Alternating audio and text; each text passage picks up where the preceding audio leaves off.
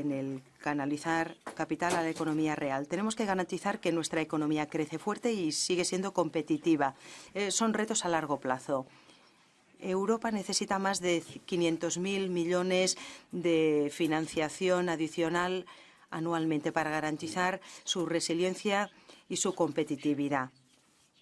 Es un imperativo estratégico, pero dependemos de financiación bancaria, porque nuestros mercados de capitales van a la zaga, están fragmentados y esto contribuye a una deficiencia de asignación de capital.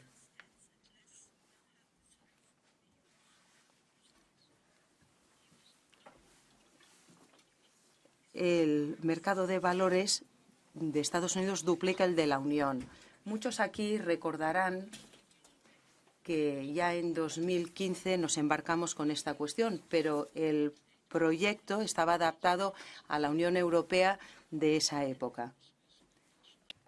En ese momento nos centrábamos en los mercados nacionales de capital, más que en la eliminación de los obstáculos transfronterizos. Necesitamos urgentemente salir de esos mercados de capitales fragmentados y pasar hacia la idea de una unión de mercados de capitales. Avanzar a través de una unión de mercados de capitales vibrantes es clave de cara a la autonomía estratégica de la Unión Europea. En este contexto, y la revisión del MiFID tiene 4 objetivos: reducir la fragmentación y los costes, armonizar, simplificar las reglas de transparencia, reforzar la protección de los inversores y aumentar la competitividad y la atractividad de los mercados de capitales de la Unión Europea. Me gustaría decirles con todo orgullo que el texto que vamos a votar mañana cumple todos estos objetivos. Gracias a la asertividad de esta Cámara, por primera vez, Europa va a tener un texto consolidado con un acceso a los mercados de datos y va a mejorar además la calidad de esos datos, mejorando la información sobre volúmenes de operaciones, teniendo presente la información que se obtiene de los distintos bancos que realizan operaciones en toda institutions and retail investors to observe in a single place the price and volumes for shares, ETFs, bonds or derivatives in the Union. The discussions on the consolidated tape were the most difficult part of the package due to divergent views on the exact features that this new market infrastructure should have. In the review, we have also taken a careful look at the functioning of the market transparency rules in the Union as well as in other jurisdictions. We put forward changes that seek to increase the competitiveness of EU firms, supported by the simplification and harmonization of the transparency rules applicable across Europe. We have introduced greater flexibility in the framework by empowering the European Securities and Market Authority to set the thresholds and limits applicable to market transparency and to oversee market developments, intervening when required. The harmonization and simplification of transparency rules should strengthen the level playing field between all market participants and increase the overall transparency of European market structure.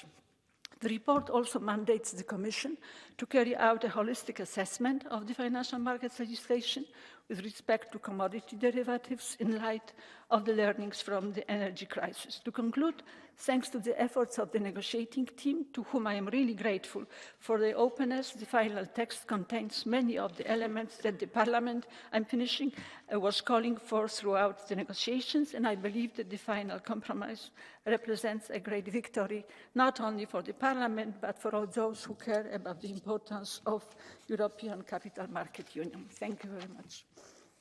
Dziękuję, Madam Przewodnicząca Hübner. Und jetzt würde ich bitten, der Herr Kommissar Schmidt. Mr. Schmidt, please.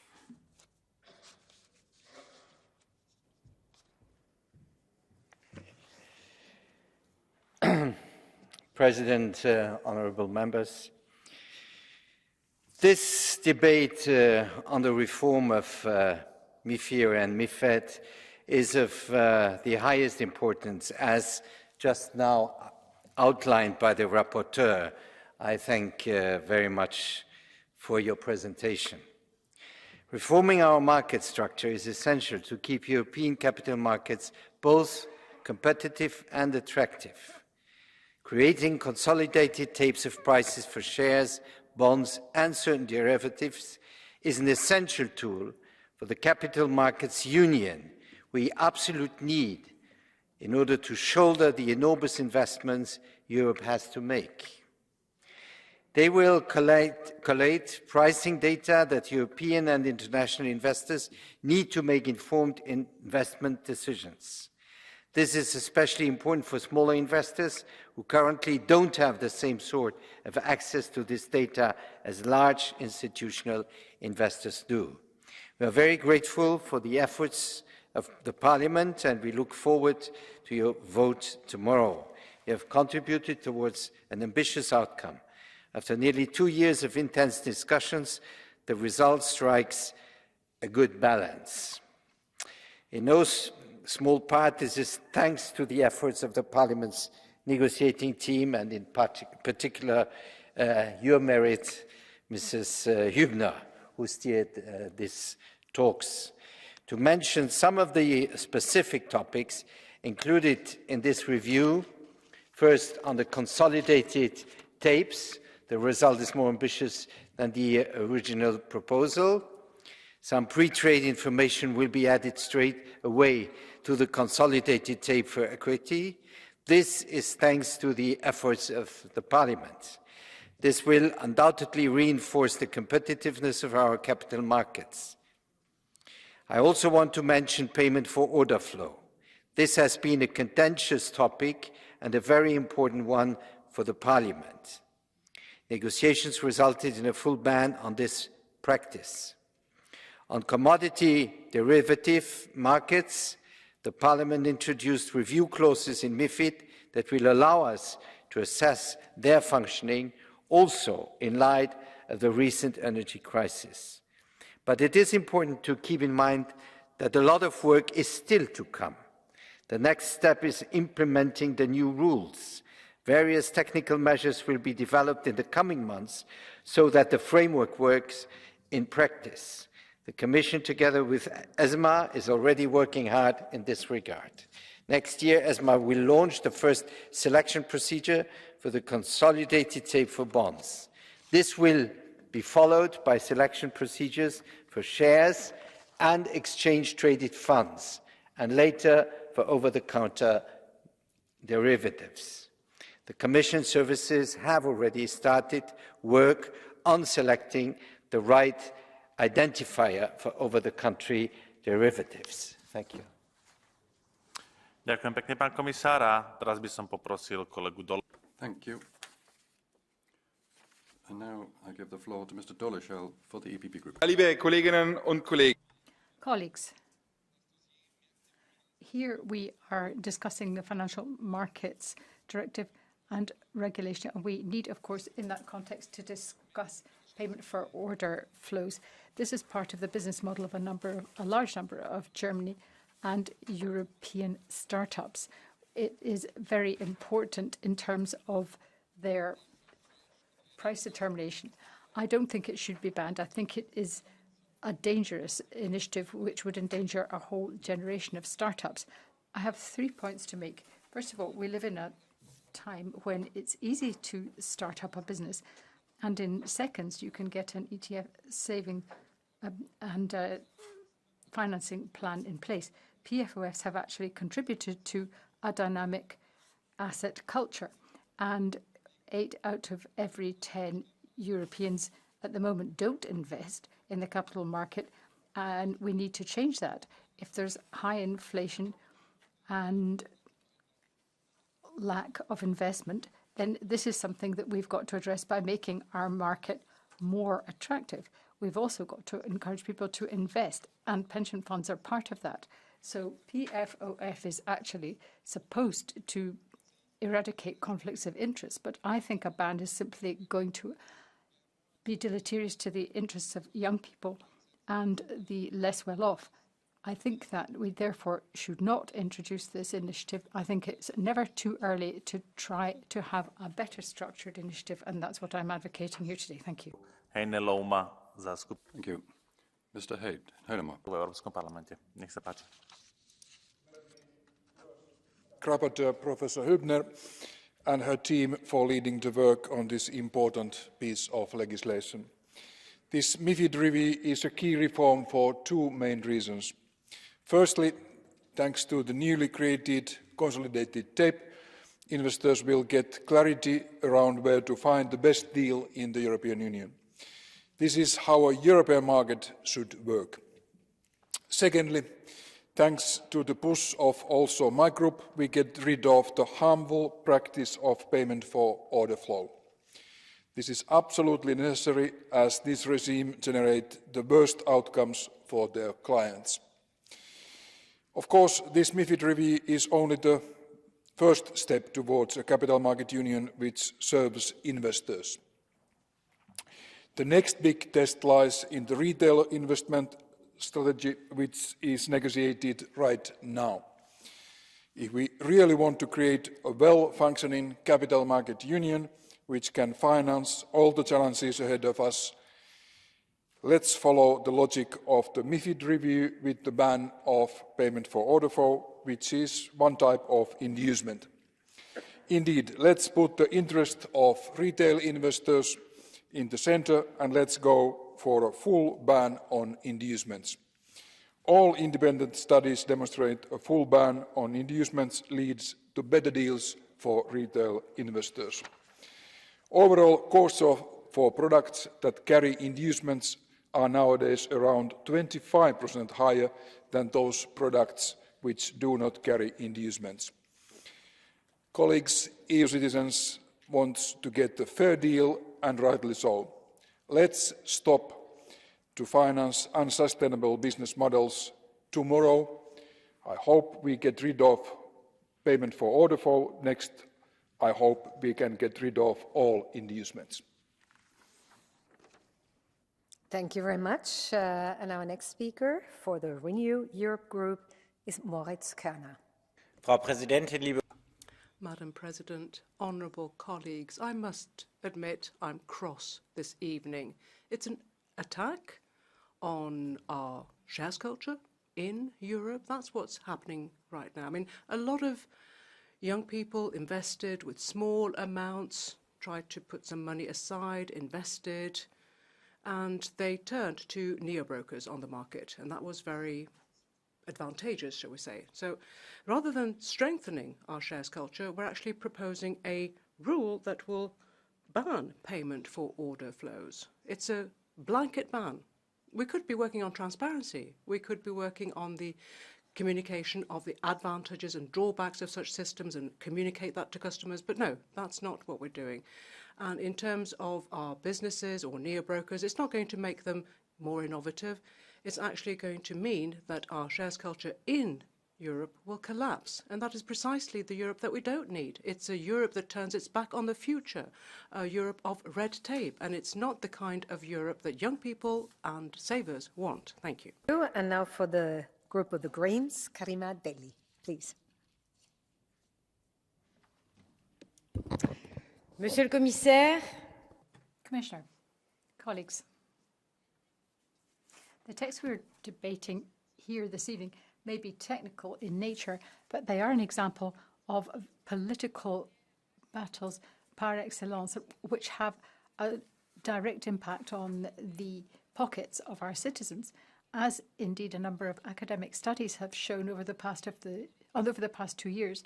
The increase in energy and food prices and the inflation that we have all experienced has resulted, yes, from Russian aggression in Ukraine, but also from excessive speculation and the manipulation of the markets by investors who care little for the real impact on citizens' lives of what they're doing. What have been the real consequences of inflation? Well, huge energy bills at crazy levels, families which can't make ends meet, which can't barely manage to eke out a day-to-day existence or survive.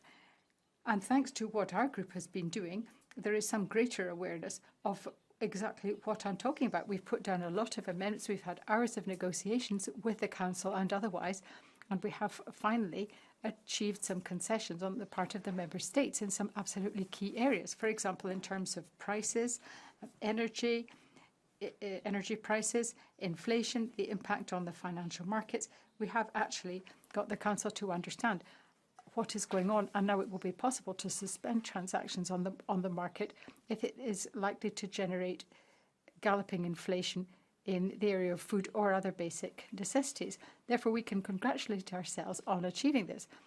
We have ensured that the Commission will be implementing rules on finance which will actually be beneficial to smaller operators. It won't just be a question of giving to those who can already invest extensively and lining their pockets ever more at the expense of the less well-off. Our group has been fighting for years to promote greater transparency on the financial markets.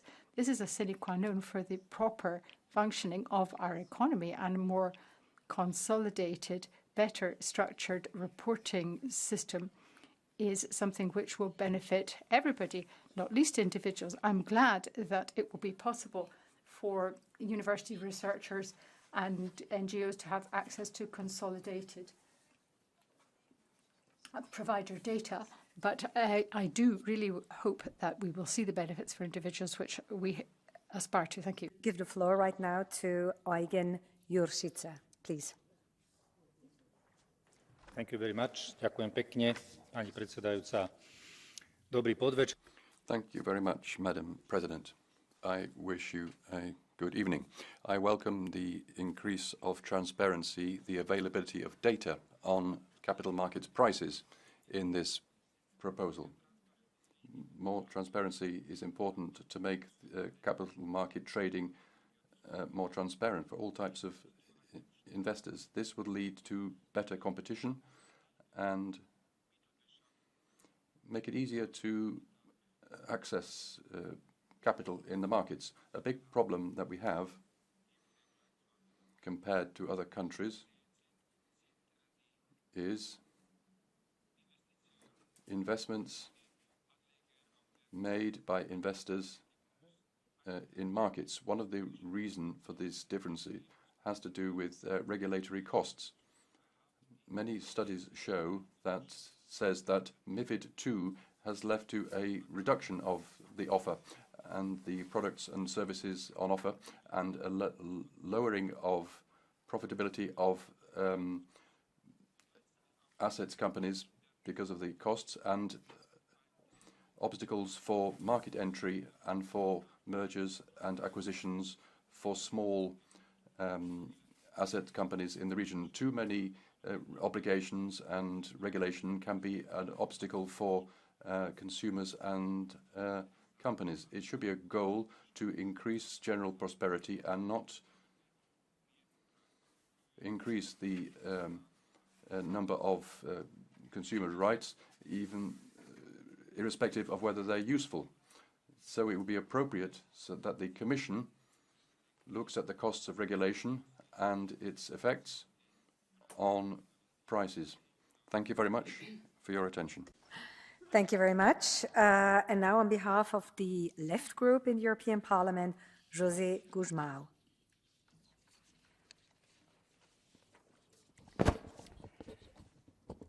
Obrigado, Presidente. Thank you very much, Madam President. This report, I think, is a good example of a form of practice that seeks to under-regulate the financial system. We do enough in order to save appearances, to make it look like we're doing something, but not enough to actually be effective. And what's happening, for instance, with regard to energy derivatives, this is a sector that had already had an impact on energy prices, and of course that has an impact on people's wallets because of the war in Ukraine. Well, now, although there have been some proposals put forward, what we notice is that these are emergency proposals that don't really resolve the structural problems that exist on the energy market, and that has a really negative impact on energy prices, which are on the increase, and of course has an impact on household budgets. So when it comes to derivatives in particular in the system, we need to set a framework that is appropriate to make sure that we no longer have this kind of toing and froing between the regulator and those who benefit from the system playing hide and seek, so to speak.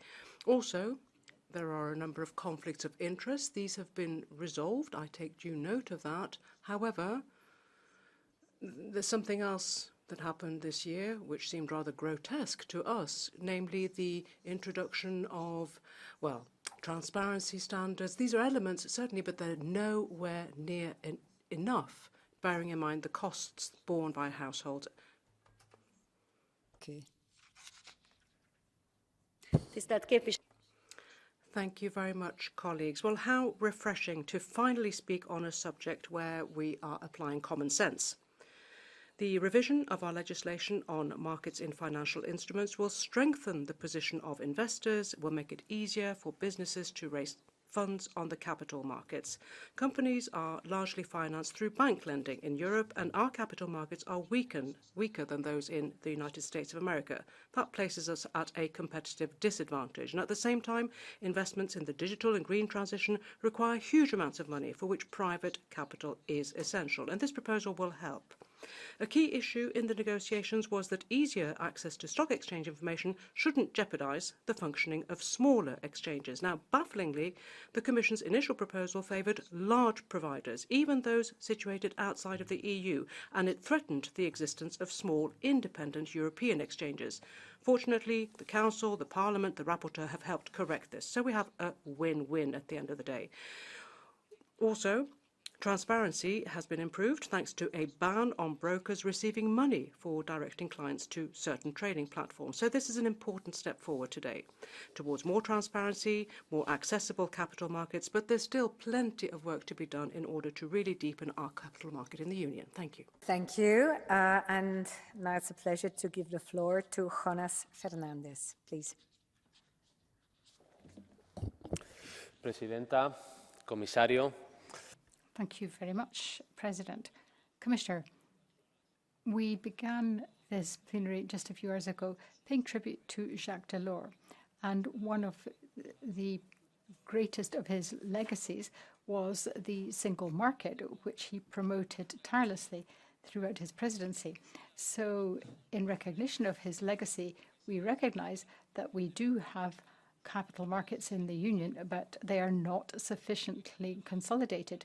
The Capital Markets Union needs a good deal of further work. And I'd like to thank Ms. Hübner, who has done this report on the directive and on the regulation, looking very much at retail shareholders, how they can get access to information, how we can facilitate access to finance, and how we can make sure that that is affordable. We need to be able to to improve access to capital so that it's not something that's just the preserve of the few. There's a lot of work to be done. During the next parliamentary legislature, we will have to take some very key decisions on the capital market. We need a very great deal more money for the digital and green transition, and therefore we're going to have to leave no stone unturned in our endeavours. But thank you very much for making a very good start. And now I give the floor to Claude Gruffat, please. Madam President, good evening, Commissioner, colleagues. It's MIFI and MIFIR entail major issues for people throughout Europe. As said, Karima said, the text will have a very concrete impact on people's wallets, and we can congratulate by the victories scored by the Greens. In my work in the Econ Committee for some months now, I've read and heard experts on the role of speculation and market manipulation in the increase of prices that we've seen since the 24th of February 2022 and the unleashing of this war by Putin in Ukraine. How many millions of people and vulnerable people have had to ask postponement of their bills, and they can't cut their everyday budgets and have to try to manage to pay their energy bills. The Oxfam annual report says the inequalities we have today, 99% of Europeans have impoverished. Yes, 99% of Europeans have been impoverished over the last 3 years. Speculation, financial speculation isn't the only cause of inflation, but yes, it has played an undeniable role. But that has been overlooked by the Commission and ignored by the groups on the right in this hemicycle who want to defend the interests of big companies.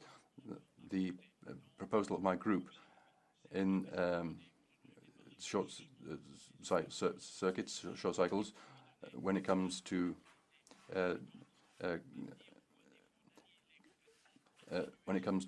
primary products, would make a contribution. But the subject hasn't been closed, and a lot remains to be done. In the next mandate, we'll be there to make sure that major non-financial multinationals, which act like speculators, will be subject to the same rules as traders. From 2025, we'll try to put up barriers against speculations on commodities. I'd like to support this text. Thank you very much. Cool. So, and now we come to the catch-the-eye procedure, and the first speaker in this procedure is Claire Daly. Thanks, President. I think in some ways this regulation is a little bit like trying to close the stable door after the horse has bolted. In 2007, the Markets in Financial Instruments Directive introduced competition in the market of equity trading with the objective in line with the objectives of the European Union, which made free movement of capital a fundamental freedom protected by the treaties. Now, this is neoliberalism unleashed. What did you actually expect would happen? It was inevitable that speculators were going to gamble on the markets in food and commodities, enabling them to make massive profits while pauperising and starving people in the process. We see the global food price crisis that we've witnessed, exacerbated by the war in Ukraine, really exposes the real nature of our society, which puts financial interest before the economic well-being of citizens. And while we may try to curb that power here and introduce transparency, the truth is that casino capitalism is uncontrollable. You can't keep a tiger as a pet. Financial speculation is parasitic, it's non-productive, it should be outlawed in totality, full stop. And now Mick Wallace, please. Thank you very much, President. In the last 20 years, beginning in the year 2000, there's been a gradual deregulation of the financial markets worldwide, beginning with the United States, with the rest of the world, including the EU, following suit. This deregulation has continued at pace, notwithstanding the global financial crisis of 2008. The gradual encroachment of financial speculators into new domains such as food, water and housing, and the financialisation of these areas has had a serious negative impact on society and needs to be addressed as a matter of urgency, with regulation now required. We are in this position because we have let hedge funds invest and speculate on the human rights of our citizens. Grain, for example, can be sold 60 times on the market and more sometimes before it's eventually used by people. In Ireland, US vulture funds have garnered a huge control of the housing supply at a terrible cost to the Irish people because the neoliberal Irish government let them do so. This directive of the European Parliament is a start, but we have a long way to go. Thank you very much. And now it's up to the Commissioner, Nicola Schmid, please.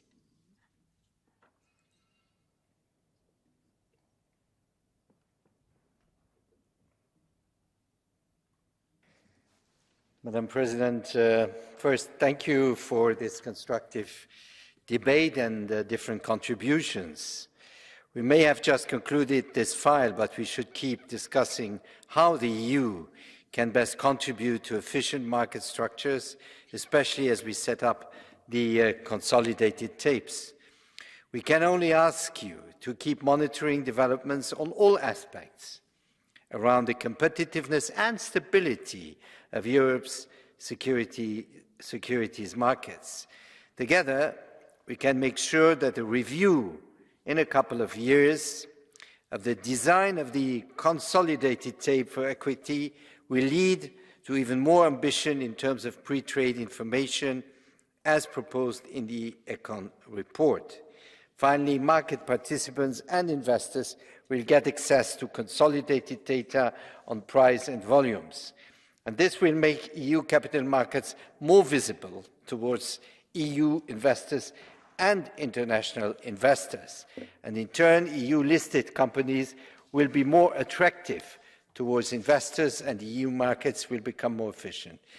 As we debate how to make the EU economy more competitive, it's clear that these measures will make a real contribution. Thank you.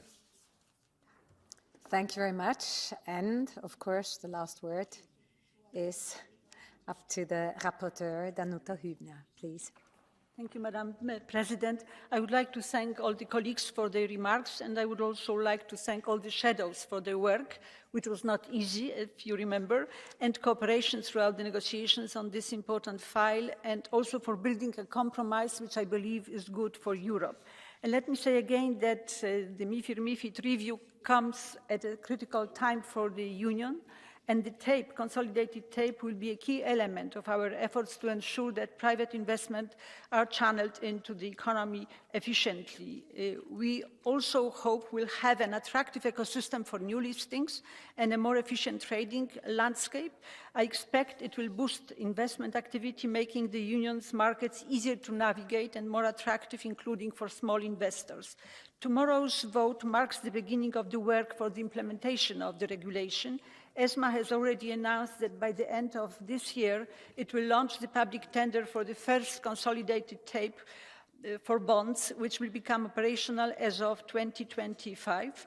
And the Commission, as Commissioner Nicola Schmid said, has begun already its work to make the reference data for derivatives more transparent and meaningful. And so the work at level 2 will then continue for the next couple of years. The CMU for quite some time has been a key political project aimed at reducing dependence on bank funding and overcoming national differences, but it was a project that too often lacked the political will and momentum to drive the vision of a robust and integrated capital market union forward. But it was not the case in this review, where thanks to the strong support of all political groups in the Parliament and of the Commission, we were able to secure an agreement that is a great success for the Parliament.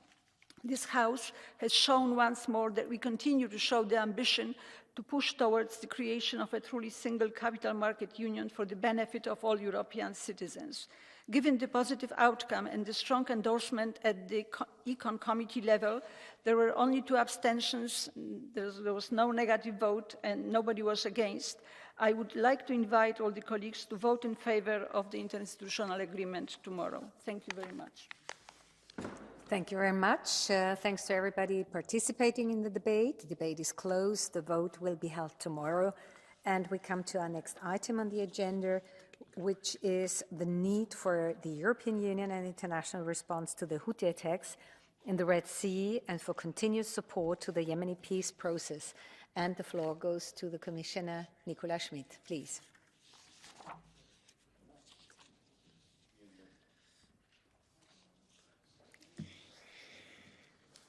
Madam President, honourable members, we are now here to discuss the repeated and unacceptable Houthi attacks on commercial ships in the Red Sea, which violate international law, threaten maritime security and peace in the region, and disrupt global trade. Until today, 28 attacks were carried out by the Houthis since mid-November. And the Houthis are presenting their repeated attacks as a support to the Palestinian people, and they have launched some missiles toward Israel. The Houthis, together with Hezbollah and some Iraqi and Syrian militias, are aligned with Hamas.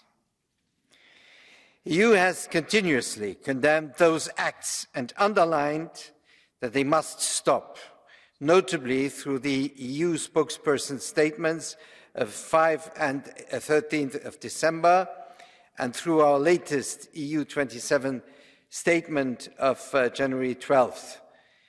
EU also called for the immediate release of the Galaxy Leader vessel and its 25-member crew illegally seized on November 19th. EU services are also following closely the joint military response of UK and US members of the Prosperity Guardian operation to repeated Houthi attacks against maritime vessels. The US and UK have carried out joint strikes on 11 and 12 of January on over 60 targets at 16 sites in Yemen, with the support of Australia, Bahrain, Canada, and the Netherlands, as a response to repeated and escalating Houthi attacks in the Red Sea, notably the complex attack of January 9th, following repeated messages from the international community. The EU continues actively engaging and coordinating with partners in all diplomatic fora to counter the Houthi threats to commercial vessels and find effective solutions.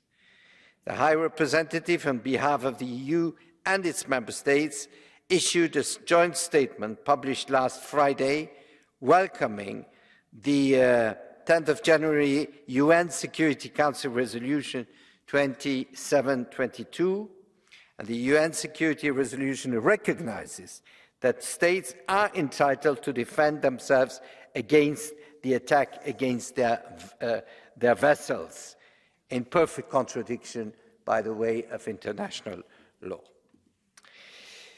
The EU NAVFOR Operation Atalanta shares maritime awareness with the multi-nation operation Prosperity Guardian from its operations in the Red Sea and the Gulf of Aden. Further options will be discussed at the level of the European Council concerning the EU maritime response. However, it is unlikely that the Houthis will be deterred immediately, given the international visibility they have enjoyed with these actions. Houthi leaders have already indicated they will continue their attacks as long as the situation in Gaza remains. They have already resumed attacks with a missile fired towards US forces on January 14th. Last point of concern is the impact these developments in the Red Sea can have on peace efforts in Yemen, which had reached a new positive phase on December 23rd with the UN's takeover of the peace process following a year of Saudi Houthi back-channel talks. Thank you. Thank you very much, Commissioner. And now we come to the round of speakers on behalf of the political group, starting with Radan Kanev for the EPP. Thank you, Madam Chair. Commissioner, this debate can be conducted from several viewpoints. First of all, the viewpoint of international security and security of international commerce. We know that a large proportion of international sea traffic goes through the Red Sea. And here we should say very clearly what the situation is. The Houthis groups is a terrorist group which engages in piracy in the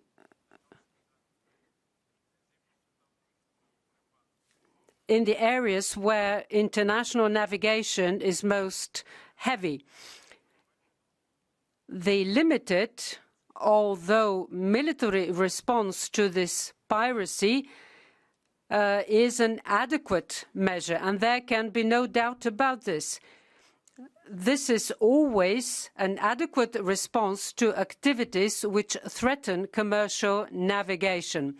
I was shocked to hear on several occasions from people whom I consider to be Russian spokespeople is that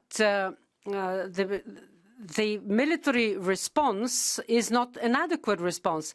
This crisis should also be approached from a humanitarian point of view. That is the life and interests of the population of Yemen. The so-called Houthis are a group funded by the Islamic terrorist regime in Iran, which is responsible for a civil war which has been going on for a decade now, and for the hundreds of thousands of Yemeni civilian victims, and the devastating humanitarian catastrophe there. For the S&D Group, Pedro Marques. Chair, Commissioner, colleagues, let me be crystal clear. We totally condemn the ongoing attacks on maritime activities in the Red Sea from these Houthi-controlled territories in Yemen with the support of Iran. The Houthi attacks threaten the international navigation and the maritime security in grave disrespect from international law, and they endanger the lives of the civilian crews, some of them already abducted, and create serious environmental and obvious economic risks. Contrary to what the Houthi leaders say, the attacks are of no help in addressing the war in Gaza.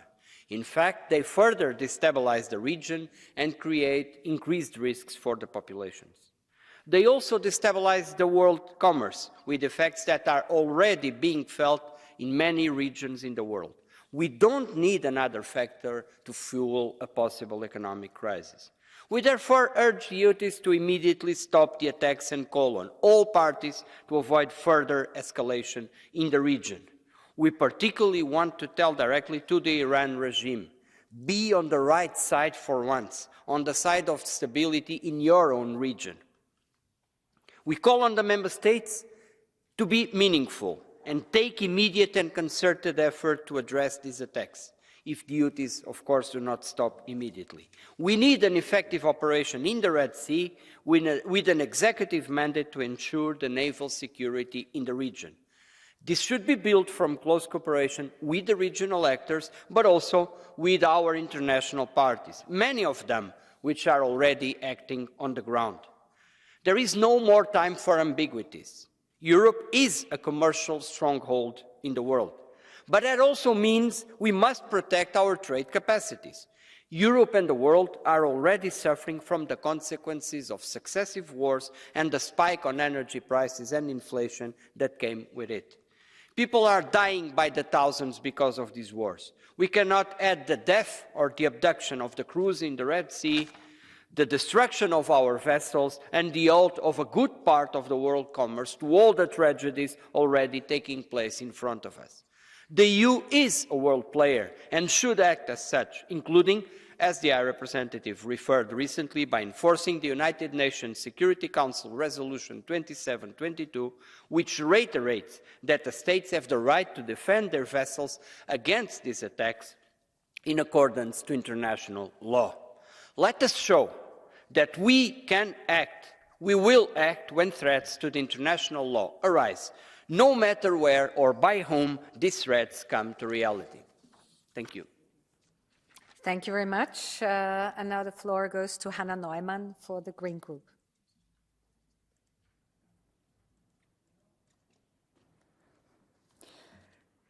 Dear colleagues, it is crucial that we have a joint European response to the Houthi attacks in the Red Sea, but at the same time, it is our duty to safeguard the progress that peace efforts have made in Yemen recently. The European Union indeed needs to play its part to secure a safe passage for commercial ships, to prevent a further increase in commodity prices in the region, and to ensure that the merchant vessel Galaxy Leader is freed, including its crew, among them EU citizens. And to be honest, I'm a little surprised that it took the Council so long to come up with a proposal for an EU mission, and hopefully a positive decision will be taken soon. But Commissioner, I was also surprised that you were not sharing any information on this with us here today. So do we really need to rely on political leaks to get the information, what is planned, what the process is, when the mission will be happening. So maybe in your concluding remarks, you could share some more information. At the same time, it is crucial that the Yemeni people at the same time, we have to make sure that the Yemeni people who have been suffering from war, massive violence, escalation, and the humanitarian crisis for 10 years will also be seen and will also be important in our response. I was in Yemen in December as the head of a delegation of this parliament. And I can tell you, Yemenis want nothing more than this catastrophe to end. And we need to make sure that their voices are also heard in the ongoing debate, that their needs are taken into account when setting up our joint EU response, because otherwise the long-term effects of our policy in the region would be detrimental. And colleagues, allow me to make one more additional remark. All the drones and missiles that are being fired at merchant ships or in the direction of Saudi Arabia or even trying to target Israel, they were manufactured in Iran, they were transferred to the Houthis by the Revolutionary Guards, and no one will be able to bring peace to this region unless we finally dare to revise our Iran policy, to take a stance, to revise our relations with this brutal regime, and to take a clear stance against the Revolutionary Guards. We must call them and treat them as what they are: a terrorist organization terrorizing its own citizens and the whole region. Thank you very much. And now for the left group, Mark Potenga. Thank you very much, Madam President, Mr. Commissioner. So following the Israeli attack on Gaza, Yemen has indeed been attacking ships, the Houthi groups, and denying freedom of navigation in the Red Sea. This has an impact on world trade. It also has an impact on factories in Belgium. It is, of course, remarkable, first of all, that those that are now calling for action against Yemen are the same ones that never called for action against Israel. Protecting trade routes for some in this chamber is clearly more important than protecting the lives of Palestinians. Now, we need to be clear, because those colleagues that say we need action seem to forget that there's already been action. Last week, the United States, with a number of European countries, bombed Yemen, bombed cities in Yemen. This was not the first time. Barack Obama bombed Yemen. Donald Trump bombed Yemen. Joe Biden now bombed Yemen. Saudi Arabia bombed Yemen for years. And none of these interventions brought peace or security to the region. Rather, on the contrary, as these attacks were not covered by the Security Council resolution, which spoke about protecting vessels, not about bombing Yemen, this might actually deteriorate the image of Europe and the West in the world further. What we need is now a critical assessment of this policy and clearly look at the consequences and alternatives. And of course, we need a ceasefire in Palestine as soon as possible. Thank you. Thank you very much. We have right now in the Catch the Eye procedure 3 speakers, and I start with Mick Wallace.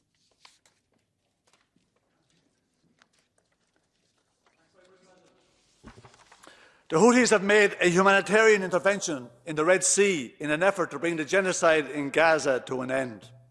The Houthis have killed nobody while disrupting shipping in the Red Sea, ships which are facilitating the Israeli genocide. The Israeli regime has killed over 23,000 civilians. Over 10,000 of them are children.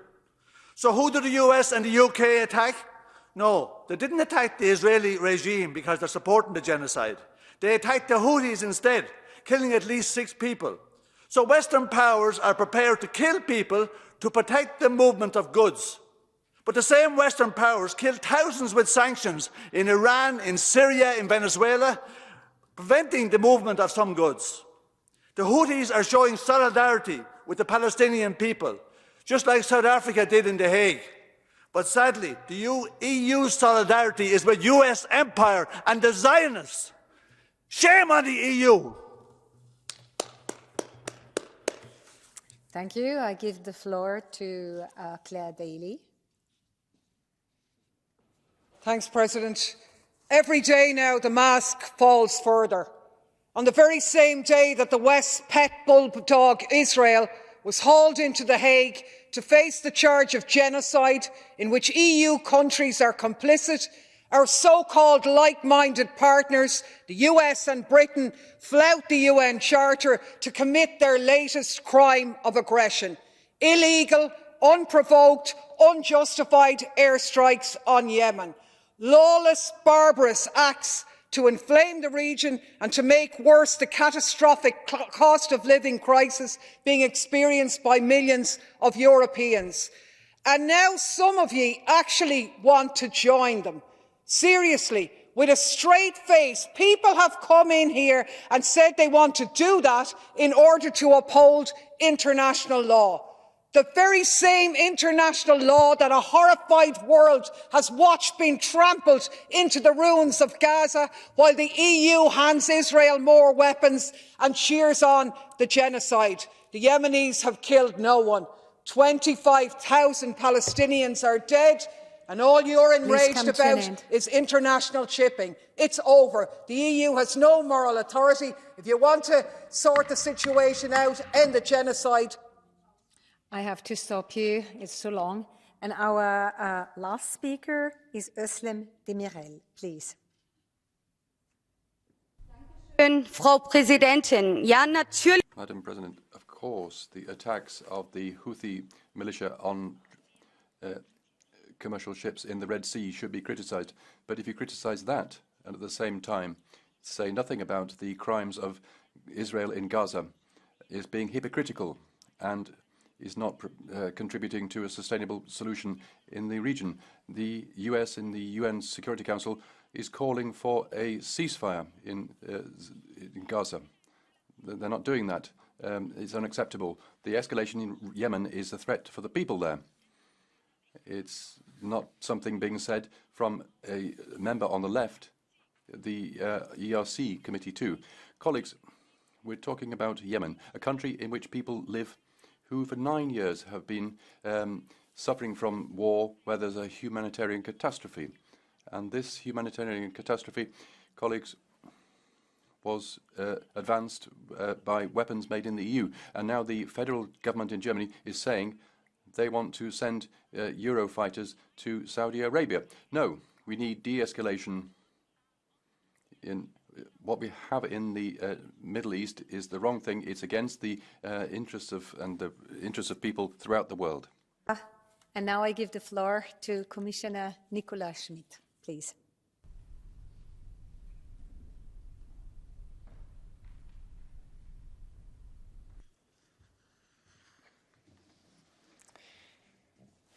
Dear Madam President, dear members, the debate today illustrates the importance and the complexity of the situation in the Red Sea and the Gulf region as a whole, and the challenges that the EU faces, indeed, in relation to this conflict, but also to other conflicts.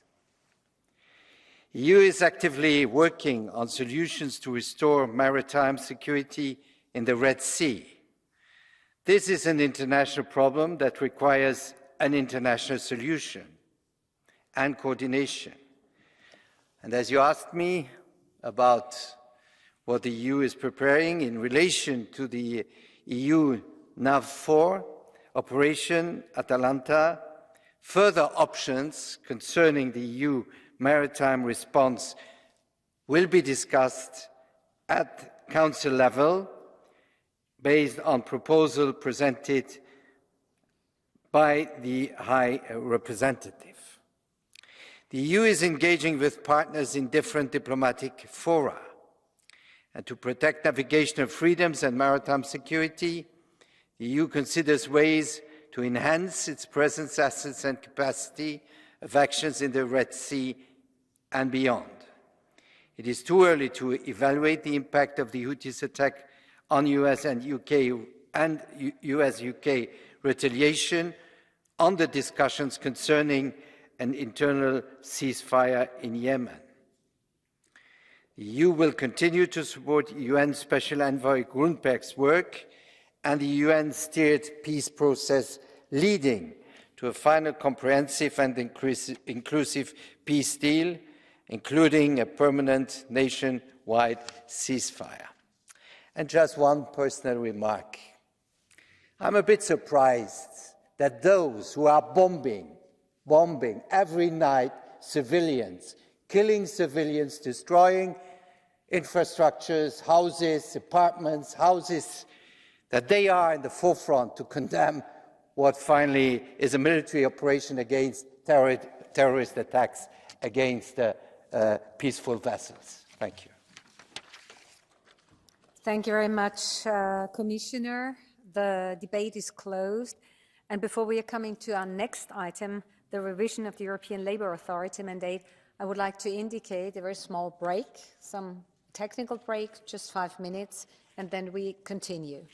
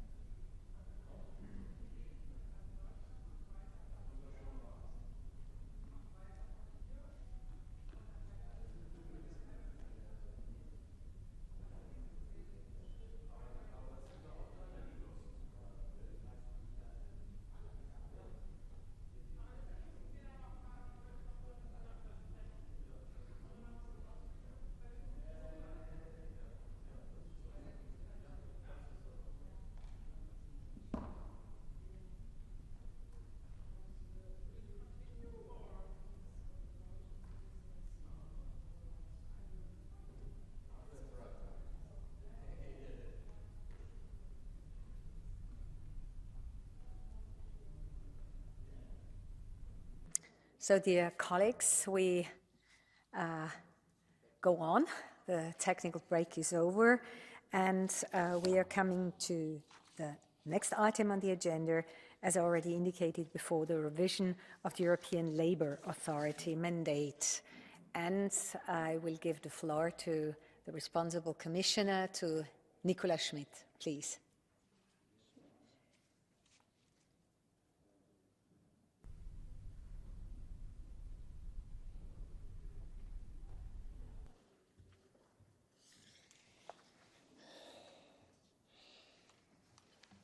Dear Madam President, dear members, I would like to thank the European Parliament for adding this very timely debate on the revision of the ELA mandate and for the suggestions put forward with its resolution.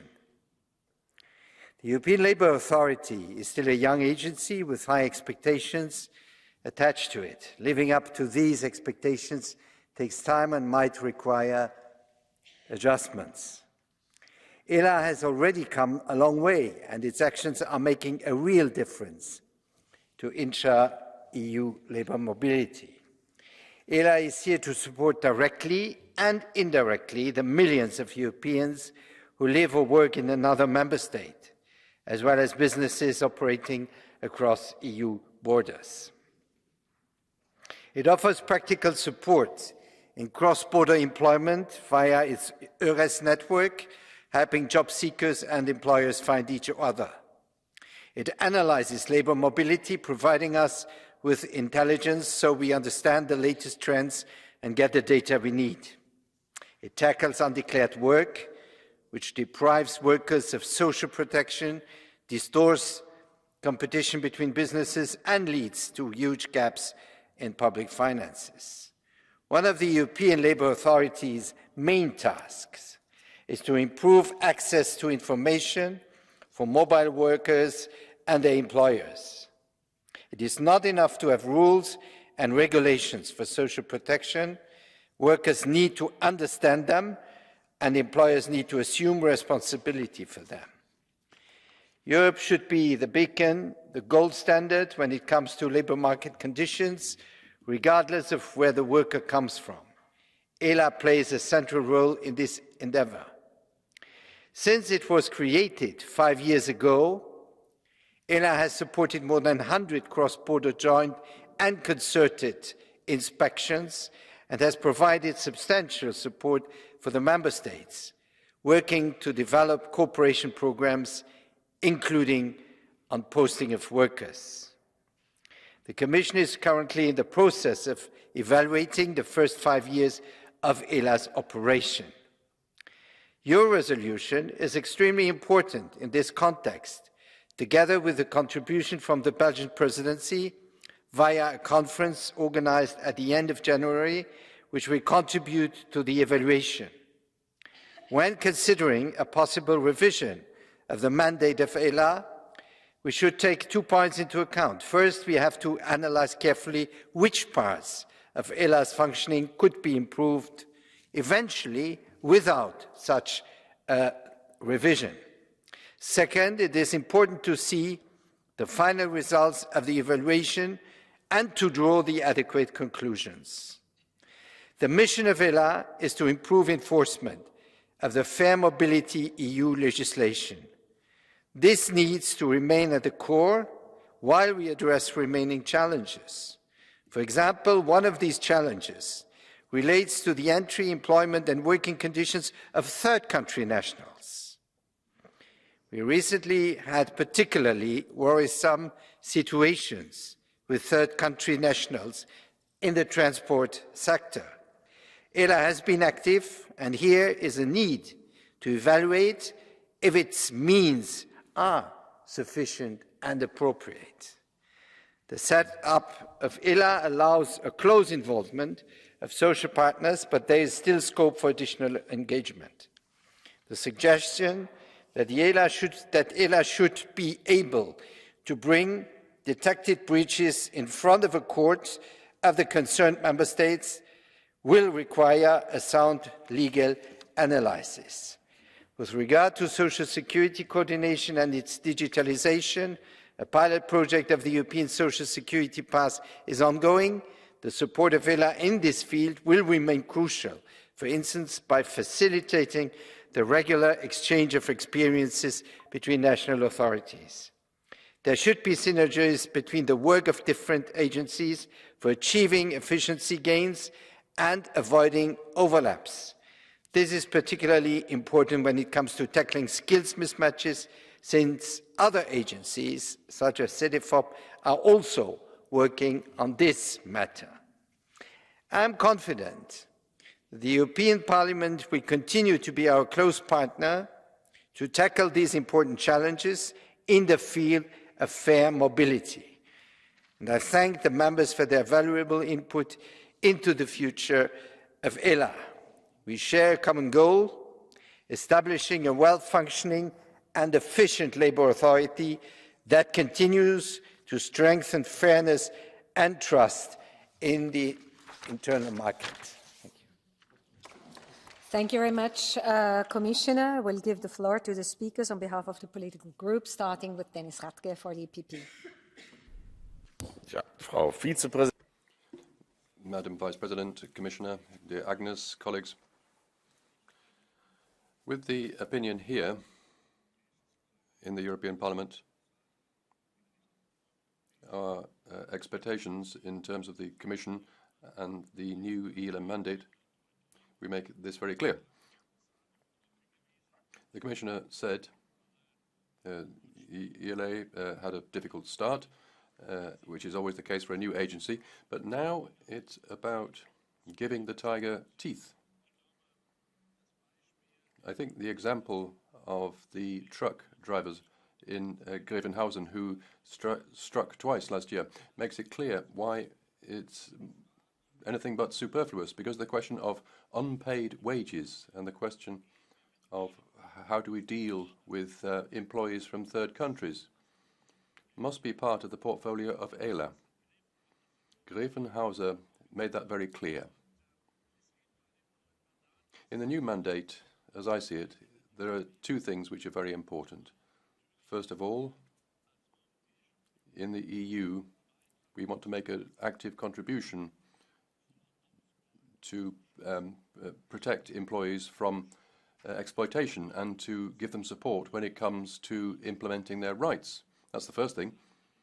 But the other thing is, and this is almost equally important, if we talk about the single market as the cornerstone of the EU, we must make sure that the rules that apply for the single market, that they're complied with, because we can make legislation endlessly, for example, the mobility package, but if it isn't implemented, if the authorities involved with Grevenhausen try to pass the buck and ELA can't do anything, but that shows the problems. That is made clear in our opinion in the hope that the Commission will take action. Thank you very much. And for the S&D Group, Agnes Jongerius, please. Thank you, Chair. Thank you, Commissioner. Thank you, dear Dennis. When the doorbell rings, do you open the door if you know your house is a little bit of a mess? I must say I would be hesitant. And I think most people would try to stall having guests over, or at least try quickly to cover the biggest mess in some kind of cupboard. And I think the same is true for member states. If they know there are cases of labor exploitations, they might not be keen to invite the newest European agency over, the ELA. And at the moment, the ELA is only allowed to have inspections when they are invited, thereby limiting their powers. And I think it's essential that the Commission is giving the ELA a bigger mandate after evaluation later this year. But workers need more than that, because if only all European employers would be holier than the Pope, then we didn't need this agency, but sadly they are not. And some have not only exploitation of European workers at their hands, they also seem to have a problem with exploiting non-European workers. And then, as already mentioned, the example of Grevenhausen, where lorry drivers went on strike at the rest stop for weeks on a row because they have not been paid for months on a row, and the ELA was not able to intervene. When an EU-based employer is not paying its workers or is treating them badly, this should be investigated and prosecuted by the ELA, no matter if workers are Europeans or non-Europeans. The Belgians are keen to get to work with the evaluation, and I understand from the contribution of the Commission that the Commission will join their efforts to finally ensure fair mobility in our union, and that would be great. Thanks. Thank you very much, also for the fantastic time discipline. And now for the Renew Group, Dragos Pislaru, please. Dear President, I will speak in Romanian. Domnule Comisar, Commissioner Schmidt, dear colleagues, the question is how to make sure that the mobility of the labor force within the EU is efficient, guaranteeing at the same time the observance of the workers' rights and a healthy competition environment. The European Labour Authority, the ELA, was established exactly for this purpose. In a very short time, with an excellent management, it has become functional and taken over its attributions. Nevertheless, it is obvious that it hasn't reached its full potential. The question is why? The voluntary nature of cooperation among member states, the limited competencies, and the rigid legal framework were obstacles. The ELA should have the power to initiate and conduct investigations alone, independently, especially when the national authorities do not do anything or even protect their governments. The ELA is the authority we should appeal to when the employer does not observe its contractual obligations and we see unpaid salaries and the state institutions do not help with anything. The ELA is the authority we should contact when there is an abuse at our job and we need justice. This is what the EU citizens expect, how the EU rules are fulfilled and observed. We should admit the impact of ELA and give its resources and access a space of cooperation, so that ELA should vigilantly monitor the cases and act where it is necessary. A Europe where citizens can enjoy the right to mobility in the labour market. Thank you. Thank you very much. And now for the group of the Greens, Mounir Satouri, please. Merci, Madame la Présidente. Thank you very much, Madam President. Commissioner, free movement of workers is one of Europe's pillars, and yet 70 years down the road, it still isn't completely guaranteed. European legislation, when it comes to labour and social rights, particularly in cross-border situations, it really is a challenge for 20 million people. And the European Labour Authority should actually tackle that. But it only has 44 staff members and it has a limited remit. In order to guarantee dignified, equitable movement around Europe, we can't lose any more time. We need to move forward. And therefore, on the one hand, yes, work with the national entities, but at the same time, when labour legislation requires it, it must be able to intervene. It shouldn't be banned by a country that might not be that way-minded, if you like, doesn't want to respect the law. There are millions of workers who are not under the subject of this control, and that is unacceptable on European territory, on European soil. Nationality issues. I mean, there are lots of cases of abuse, but the ELA is blocked. It can't intervene, it can't act. And there are unscrupulous operators here who are actually benefiting from the exploitation of migrant individuals, migrant workers. Therefore, we need to make sure that non-European workers are covered by the remit of the ELA with labour inspectors, etc. These people need to feel that they are protected, that someone's got their back, and they need to be able to come forward to testify. So we make a distinction between labour authorities and migratory authorities. We have to remember that migrants are primarily victims and that social rights apply universally. Thank you. Thank you very much. And now for the left group, Özlem Demirel will speak to us. Please. Dankeschön. Thank you very much, Madam President. Colleagues, cross-border work is all too often misused for wage dumping, and, Commissioner, as you know, there are unfair working conditions. The tip of the iceberg was probably the Grevenhausen truck drivers, but we've seen in the pandemic in the asparagus workers in Germany. Colleagues, where the law is misused and not applied, there should be controls. There are two things we have to do. We have to have clear rules for people who work cross-border, but also controls must be carried out. We have ELA, but ELA, in these two cases I mentioned, they couldn't do anything. Commissioner, it's about this lawlessness being stopped. Workers have rights, irrespective of whether they work across borders or not, if they have a migration background or not, or whether they're European or not. Third country nationals have those rights, and that's what we're calling for in this resolution. Dankeschön. And now for the non-attached members, Lefteris Nikolaou Alavanos. Please. Η Ευρωπαϊκή Αρχή Εργασίας είναι άλλωστε ένας Thank you.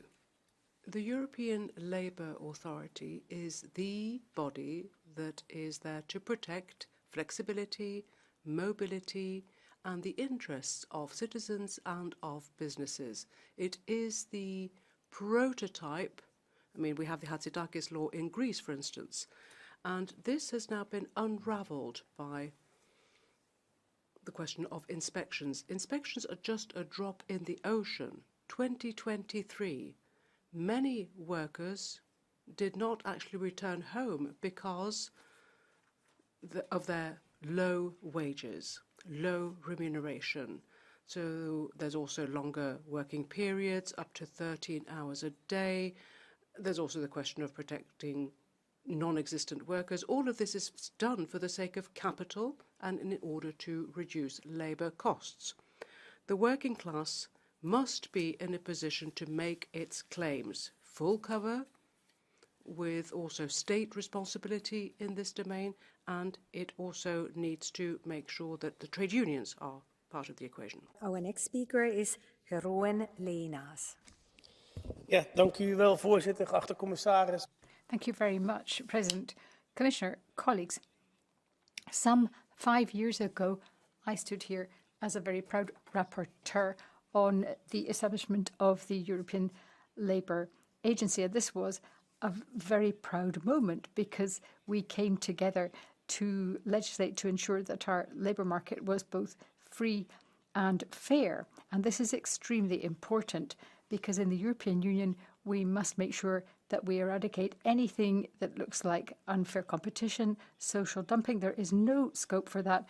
There must be no exploitation of individuals, of workers. There must be no race to the bottom in terms of working conditions.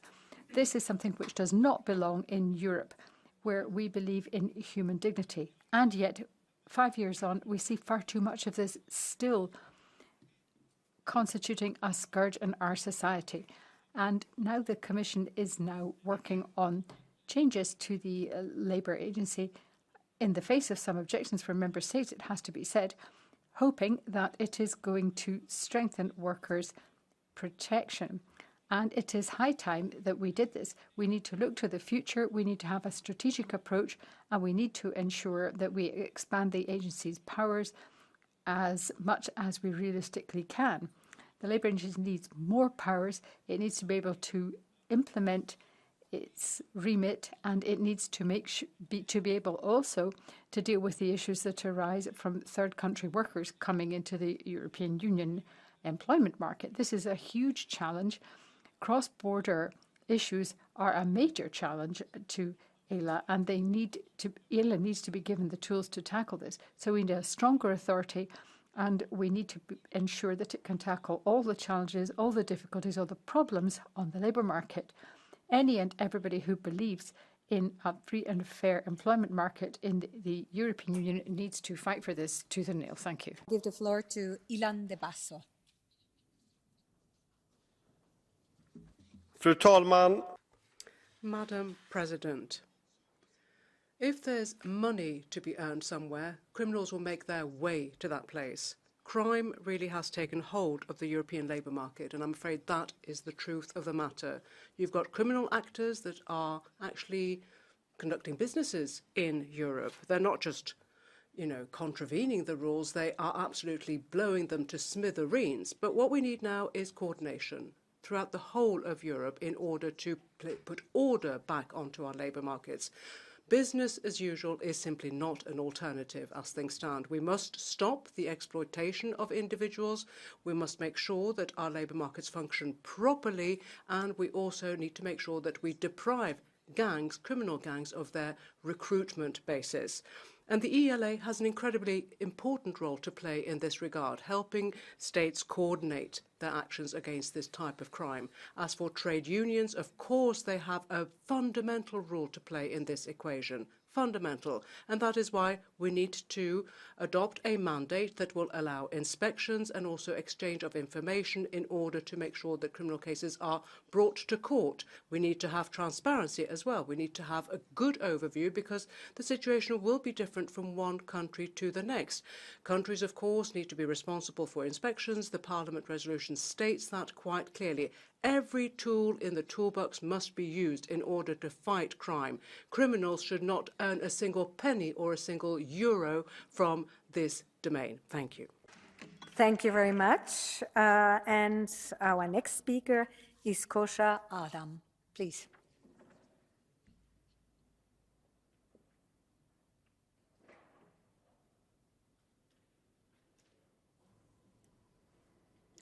Elég volt. Thank you. I've had enough of this legislation by stealth. I've had enough of the mockery that is made of our European Union treaties. You must remember that employment policy is the exclusive competence of our nation state. So, my dear colleagues, could I ask you to please read the treaties once and for all? I would also like to remind you that the ELA's powers are limited to the actual European Union acts that are mentioned in its founding regulation. Based on the law, it is therefore not possible for us to support the extension of the ELA's mandate to cover third country nationals, nor is it possible to allow the ELA to investigate infringements just based on its own assumptions. This would be completely contrary to the principle of legal certainty. I also want to talk about social partners.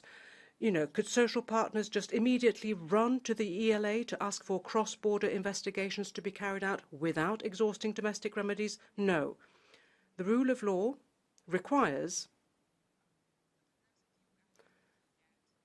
that we respect also domestic legislation. You have to exhaust domestic remedies before you turn to a European authority. So please, colleagues, it's not too late to wake up and to make sure that we act in the spirit of the treaties. We must put a stop to this. Thank you. Our next speaker is Cindy Fransen. Please.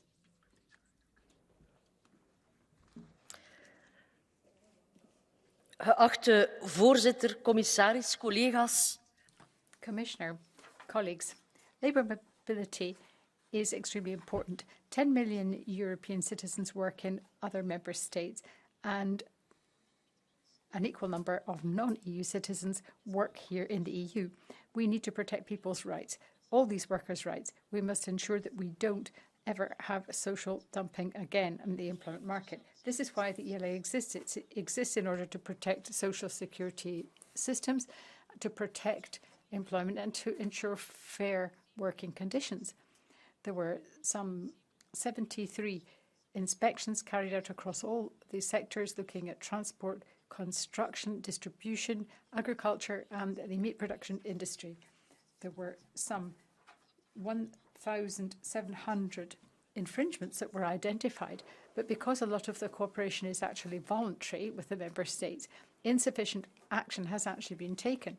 We therefore need to extend the ELA mandate so that any infringements can be investigated, more inspections can be organised, and better results can be achieved. We need to have national inspectorates, we need to have more funding on the line for ELA itself, and we need more engagement from the employers. We need better cooperation across the member states because a lot is at stake, and therefore I would appeal to you, colleagues, to support me in this. We need to support non-EU citizens too, because we need to have a social Europe which protects workers' rights, tackles social fraud and any kind of social dumping. Thank you. Thank you very much. And now it's up to Gabi Bischoff to speak to us. Danke, Frau Vorsitzende, Herr. Thank you, Madam President, Commissioner, colleagues.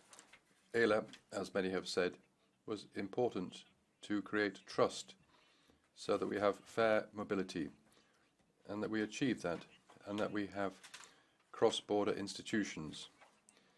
2 points. I'd like to thank the two rapporteurs for this proposal, the document. There are 2 points I'd like to underline, and I'd like to respond to Mr. Kosa. If we want to bring more third country nationals to Europe because we have a skills mismatch and we don't do anything to prevent exploitation in areas, Greifenhausen was mentioned, that doesn't add up. On top of that, we have digital instruments to make sure that we can identify better where the critical sectors are, where the companies are that systematically exploit, which was the case with Mazur in Poland. We can use IA. We can only do that if we give the instruments to ELA that they need to support fair mobility. Thank you.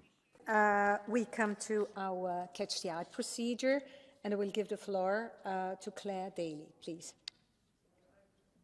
I just see our sorry, Claire Daly. I see our last speaker on the speakers list, Mr. Mandl, who made it. So please be aware of the steps, safety first, and I will give you the floor. So please take a breath, and we listen to you. Vielen Dank, Frau Präsidentin Regner, liebe Frau. Thank you very much for your forbearance, President Regner. Colleagues, the European Labour Authority is extremely important, and it needs to do the right thing. There is a very great deal to be done in the continent of Europe and in all the individual member states, and really it's all hands to the wheel to tackle all these challenges, particularly at a time of economic crisis such as what we're experiencing. Some places in Europe are already experiencing recession, and that is taking a toll on the employment market. In other areas, there's actually a shortage of manpower. So we need a lot of complex solutions to these issues, which are different according to the different areas of Europe. But above all, we want to work to improve working conditions, not only financially, of course, but also structurally. We want to provide for childcare, and we want to support carers. So there's a lot that needs to be done. We also need to ensure that we promote legal work-related migration into the EU and eradicate illegal immigration. All these things are issues which need to be addressed in our labour market, and I think we're aware of the fact that the international context and international competition is actually quite tough. We need to work hard. We need to recognise that the demographic trends are what they are, and we therefore need to have immigration to maintain our standards of living, not only currently, but also prosperity for the future. So we need to have social security systems which play into this, and we need to provide opportunities for workers, and ELA can contribute to all this.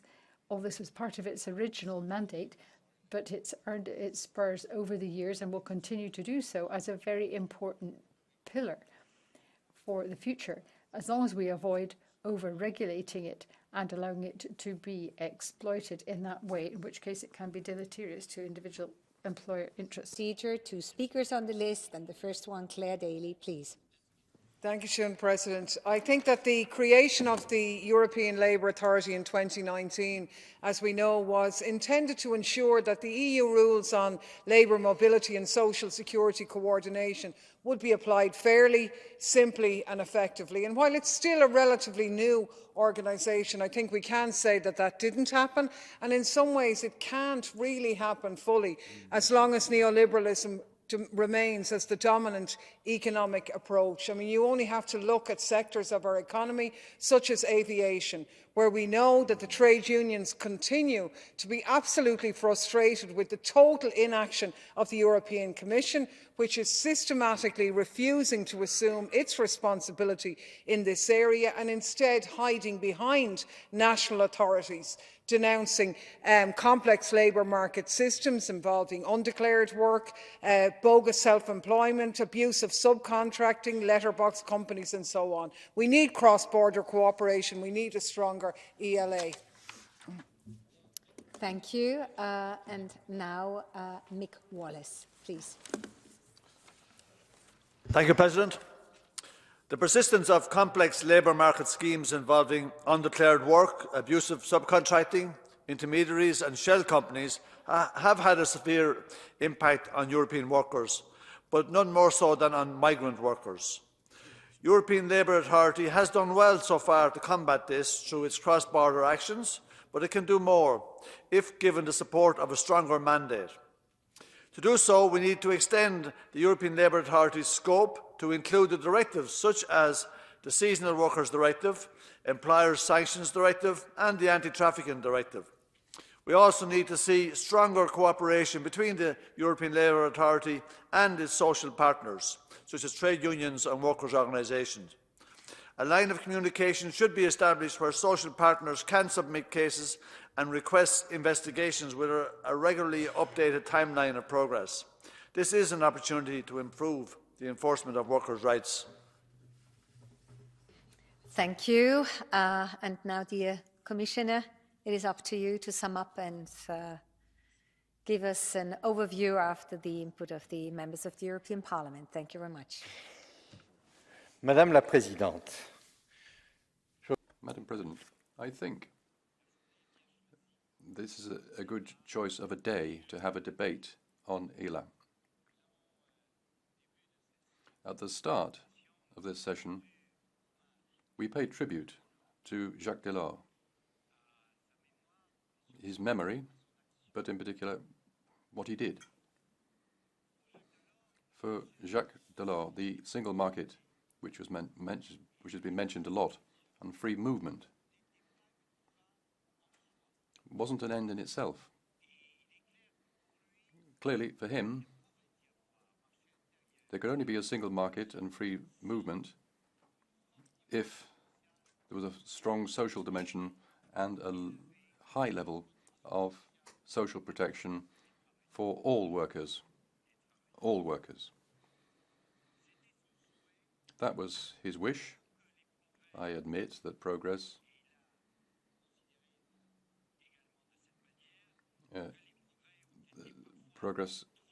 has been too slow. This applies to ELA, but we have made progress. I'd just like to recall the directive on the posting of workers. We all know that directives are useful and important, sometimes decisive, but what really counts is implementation. It isn't implementation after months and years and litigation. I wouldn't like to lessen the importance of litigation, and when workers are confronted, which was in that particular case, but there are many more cases when there are situations of social dumping, exploitation, refusal to have their wages paid in acceptable working conditions, etc. What they ask for is immediate implementation, an immediate reaction. It is to be able to count on a body that protects them. That is the idea behind ELA. And I have to say, it was a previous commission presided by my compatriot. ELA has brought change. And if today we can discuss if ELA, if social protection should be applied to nationals of third countries who come to Europe to work, if we can question their protection, the same rights that they have, that they're entitled to, that's not in the spirit of Europe. That's not the spirit of the law. It's not the spirit of the European treaties. Not protecting workers and third country nationals, it's exposing all workers to all types of exploitation, all sorts of social dumping, because we know if you don't protect third country workers, the level of protection of the others won't go up. On the contrary, they'll go down. So in this Europe, there is no place for social dumping.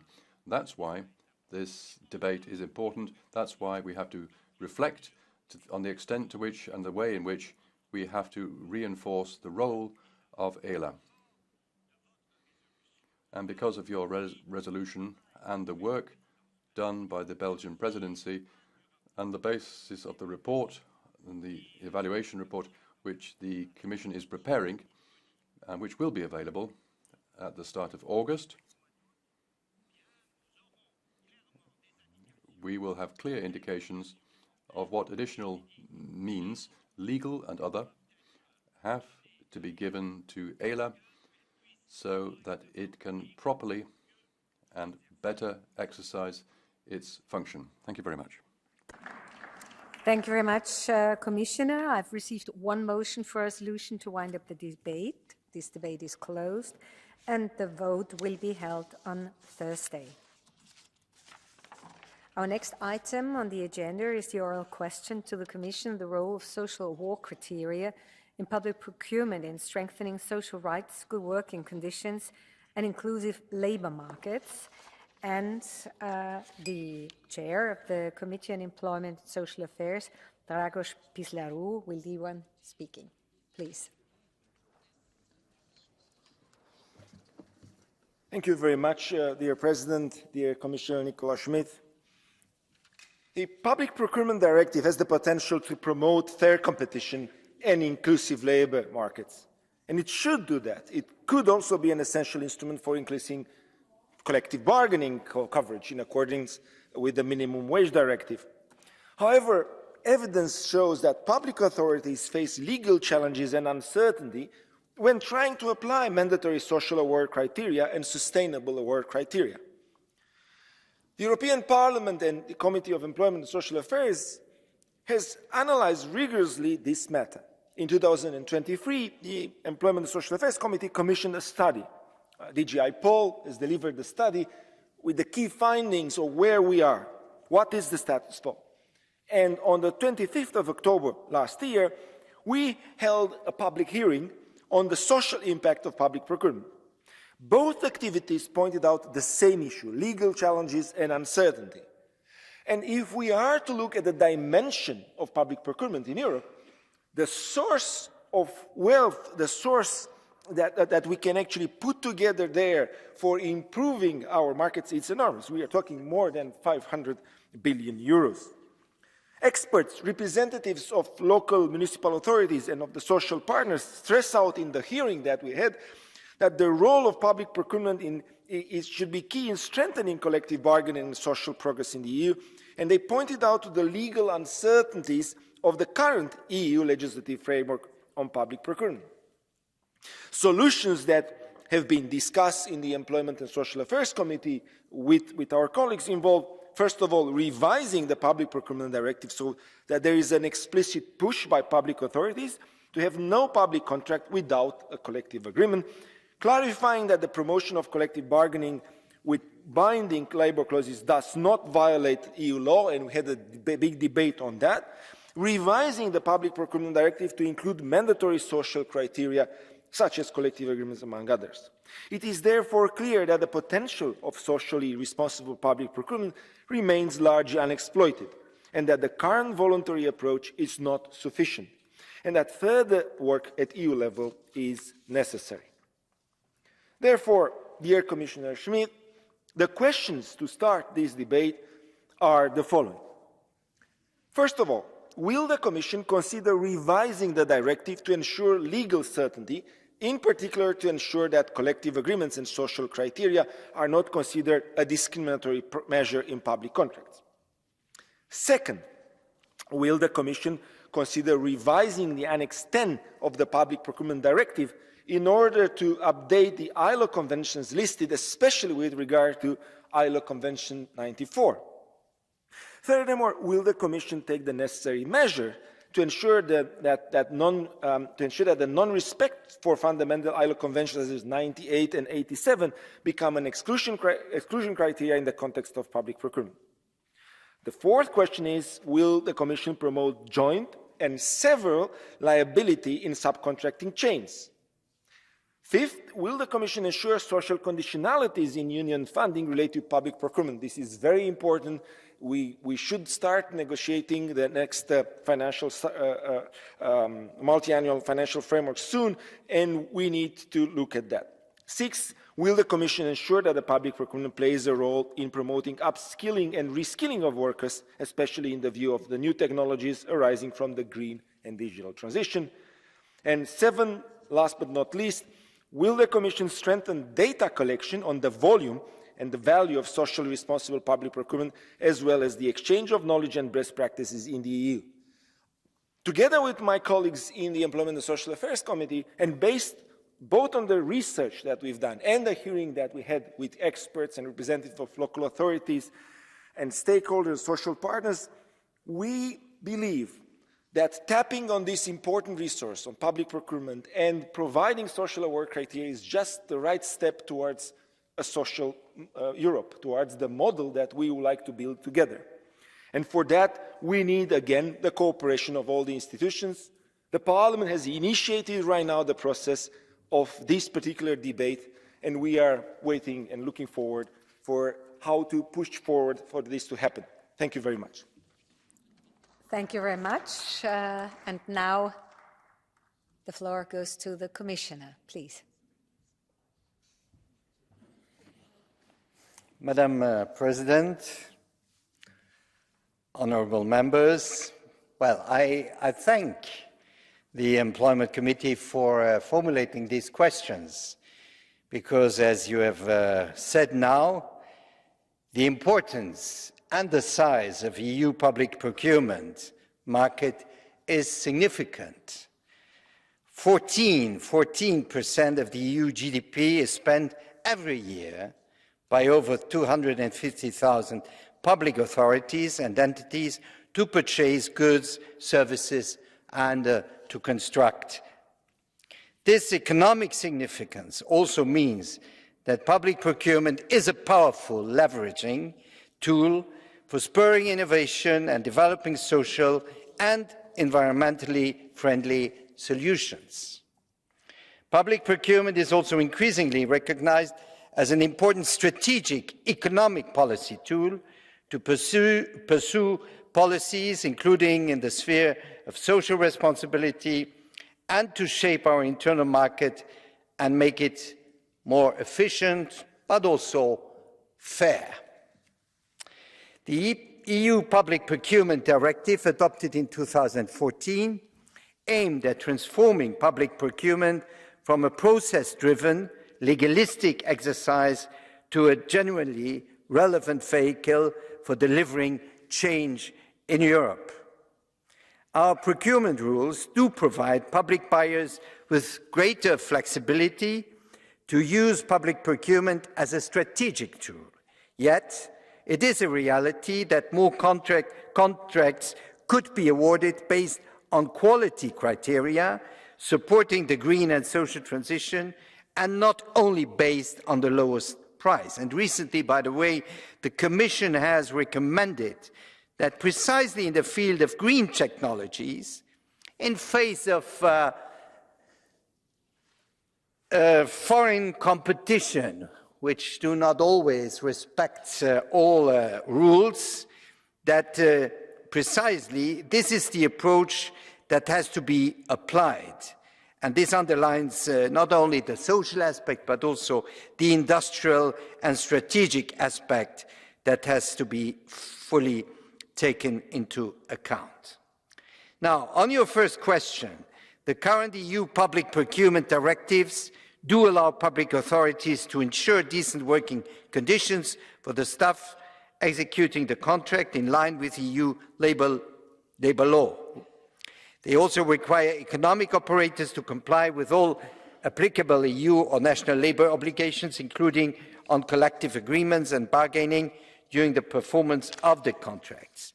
The Commission has also developed several actions to provide guidance to the public authorities. In particular, the Commission's Buying Social Guide, published in May 2021, provides public buyers with clear and concrete guidance on how to make their procurements more socially responsible and to ensure compliance with labour law. And this also applies, by the way, to social enterprises, to give social enterprises also the possibility to be part of public procurements. The Commission has also launched a Big Buyers Working Together project to support collaboration between public buyers and to promote the wider use of strategic public procurement. This new project includes inter alia activities specifically relating to social procurement. It aims to build better understanding of the social, labour and ethical impact of public contracts and how to use public procurement to achieve a positive impact in these areas.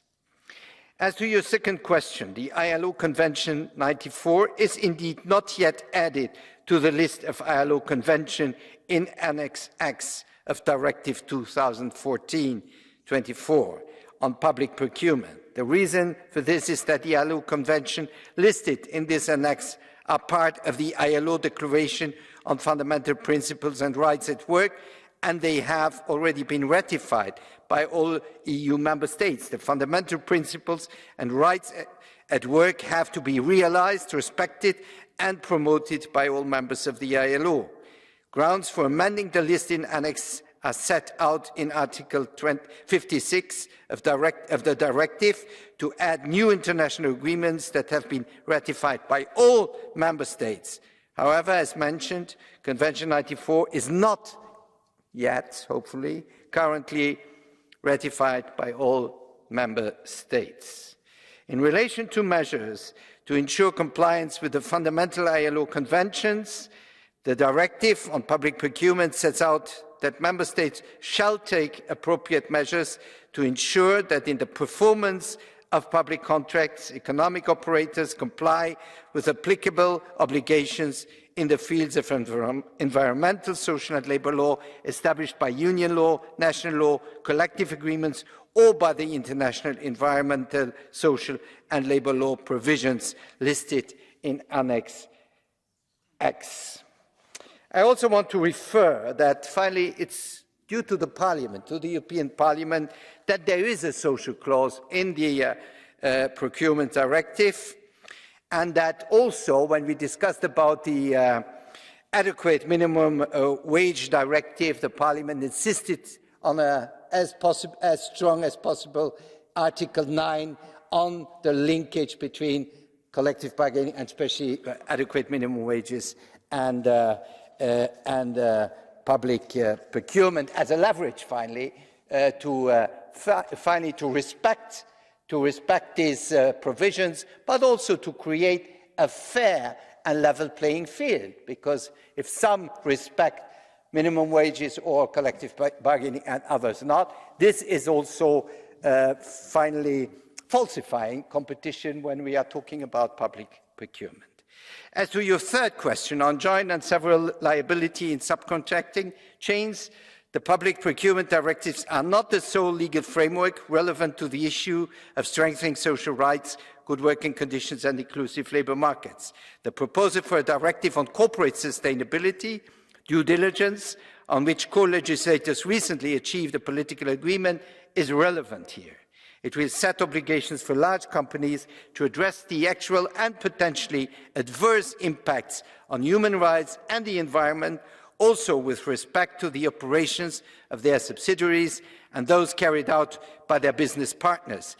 The directive will also lay down conditions for triggering on penalties and civil liability for infringing those obligations. With regard to your fourth questions on funding, the Commission has taken steps to ensure that Union funding promotes socially responsible procurement procedures. The financial regulation provides for a number of measures that secure the promotion of socially responsible public procurement by EU institutions. On this basis, social aspects, for example, related to social and professional inclusion and equality and gender-related considerations, are taken into account in procurement procedures. As far as question 5 is concerned, public authorities have several means to support the upskilling and reskilling of workers. They can ask in the clauses related to contract execution to require upskilling and reskilling of workers when it is related to the subject matter of the contract. They can also include upskilling and reskilling of workers as a key performance indicator as part of the award criteria. The bid of the economic operator offering higher upskilling or reskilling would get a higher score and better position to win the tender. Finally, it is important to mention the ability of the Commission to monitor the procurement with social impact and to disseminate best practices to establish peer-to-peer learning. The Commission has launched important projects in this context. The new standard forms for uploading public procurement notices in the Tender Daily database will allow for better collection of procurement data on social procurement. With the public procurement data space, which will be operational this year, national governments will share information on procurement of lower value that are currently registered at the national level only. This will no doubt improve the quality of the data available. To conclude, public procurement in general is a powerful tool that can foster a more inclusive and equitable society and safeguard the rights of workers in public contracts. By using public procurement in a strategic way, public authorities can incentivize economic operators to adopt practices that preserve fundamental rights, enhance working conditions, promote upskilling and foster inclusivity in the labour market. The European Commission has therefore supported and promoted this strategic approach to socially responsible public procurement through several initiatives that emphasise the integration of social considerations within public procurement practices across member states. Thank you.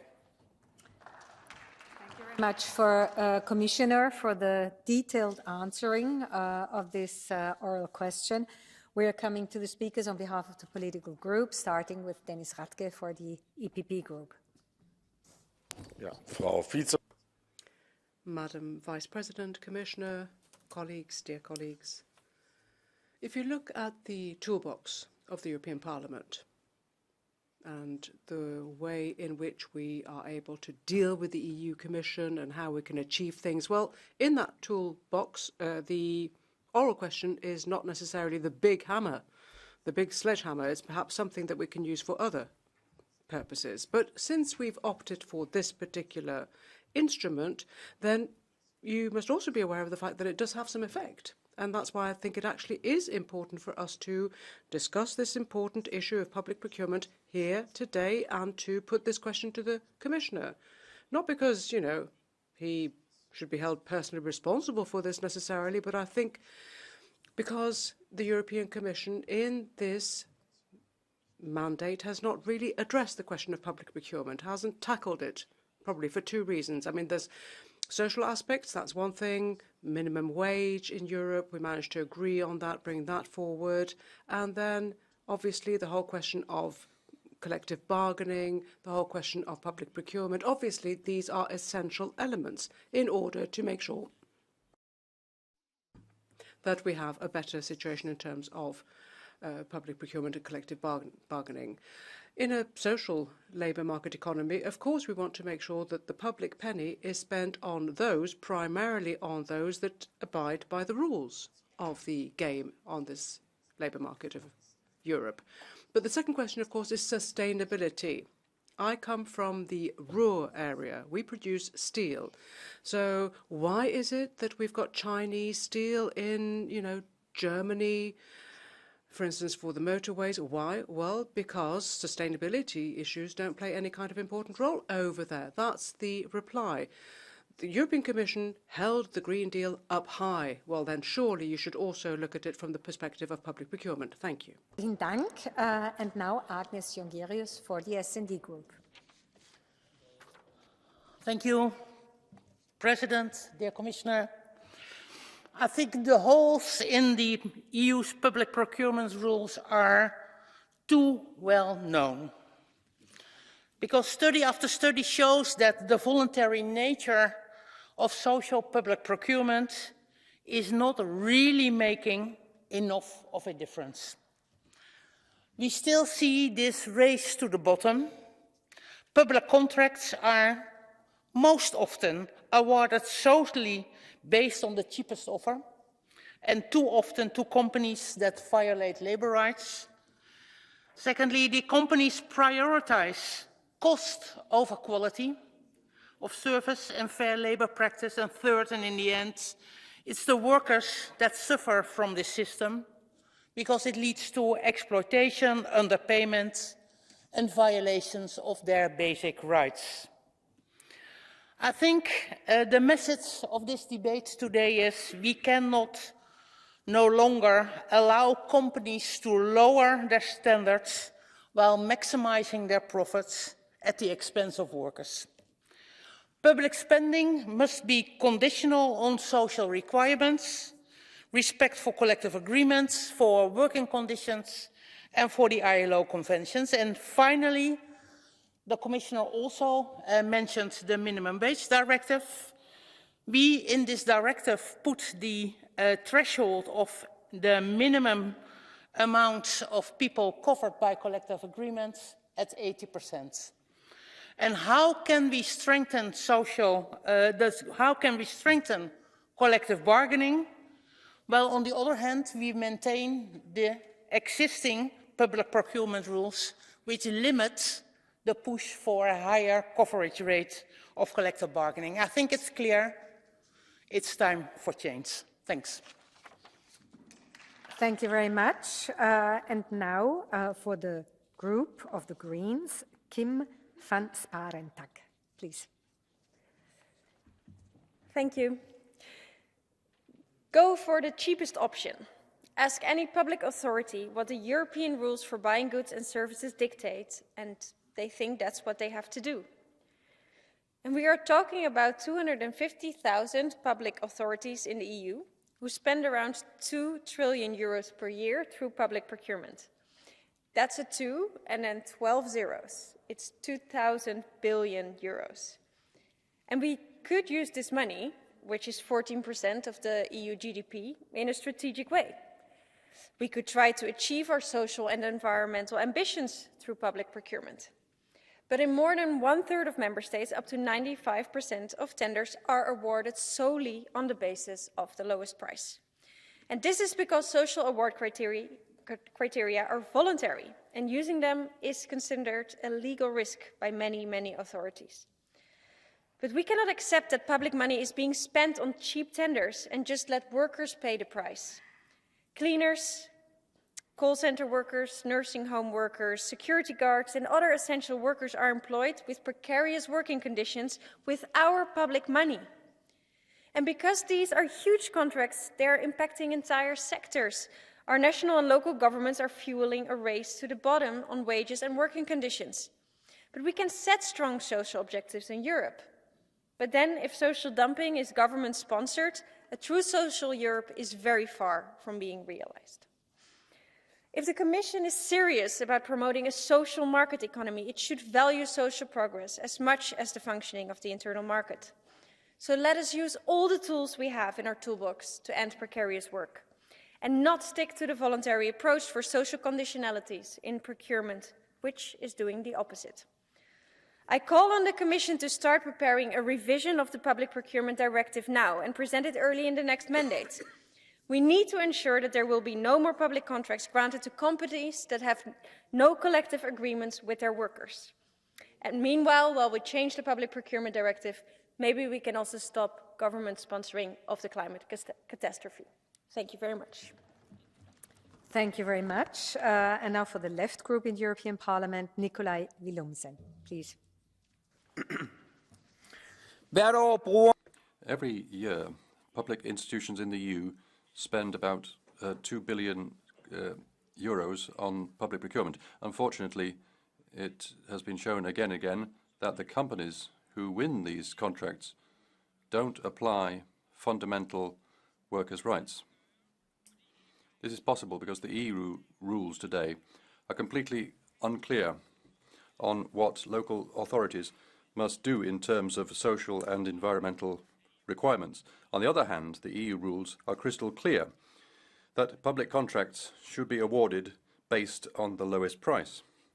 You don't have to be a genius to work out that the lowest price, without clear social requirements, of course, creates a race to the bottom in terms of wage and working conditions and unfair competition. It's just a complete mess. Public funds shouldn't finance tax evasion, social dumping, and labour market criminality. That's why we in the Red-Green Alliance and the Left group in the Parliament have taken the initiative for this debate. It's crucial that we revise the rules as quickly as possible. No taxpayers' money should go to employers without collective agreements. So my question is, Commissioner, when will the Commission put forward a proposal for a revision of the Public Procurement Directive so that cheating companies can be eliminated?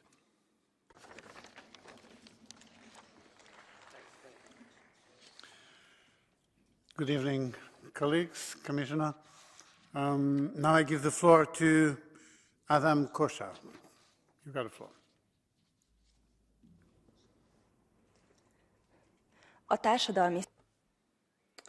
From a social point of view, we need to act in accordance with the principle of socially responsible public procurement, and this includes social inclusion, equal treatment, accessibility, and design for all. And similarly, when it comes to the Convention on the Rights of Persons with Disabilities, this too needs to be taken into consideration in this domain. It so happens that in Hungary, the contracting authority may reserve a right of participation to certain entities, and indeed, if the government orders it, then the contracting authority, will have to reserve a right of participation to those employers that employ at least 30% or more of workers with a reduced working capacity, or indeed workers who are in a disadvantaged situation. And as far as I know, there are other member states who employ similar tools. I would like to really urge the Commission to please mention these examples as some of our best examples of good practice. I think it's the only way of making progress in this area. Thank you. Thank you very much. Now I give the floor to Radam Kanes. Thank you, Chair. Dear Commissioner, a lot has been said during this debate about the benefits of social criteria in public procurements, and reasonable arguments we've heard. And a lot has been already done to grant such award criteria. So I will focus on the risks they raise, because there is no perfect solution in the economy, neither are social award criteria a perfect solution. First, it is the risk of discrimination against companies from less wealthy member states or member states with lower level of trade union coverage of social bargaining. Second, I must reiterate, any non-price criteria has a higher, often much higher corruption potential.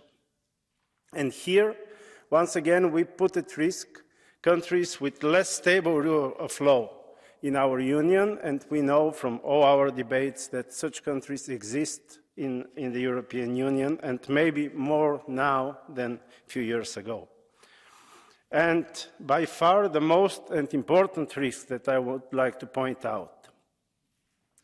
Often, not always, but often, social award criteria in public procurement have quite a high inflation potential. So they might end up providing better income for few and higher prices for many, at the expense of fair competition on the market. And here I must reiterate, finally, that one thing we, as a union, and our economy now and in the years to come, at least in a couple of years to come, what we cannot afford is pro-inflation measures, because we have taken many such measures during this and previous terms, and we are facing a huge crisis of the purchasing power of our population with all its political impact. Thank you very much. Thank you. Next speaker, Milan Brgles.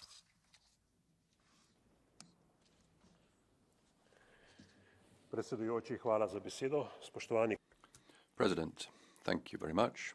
Commissioner, colleagues, everybody, and in particular the state who is responsible for social policy and public money,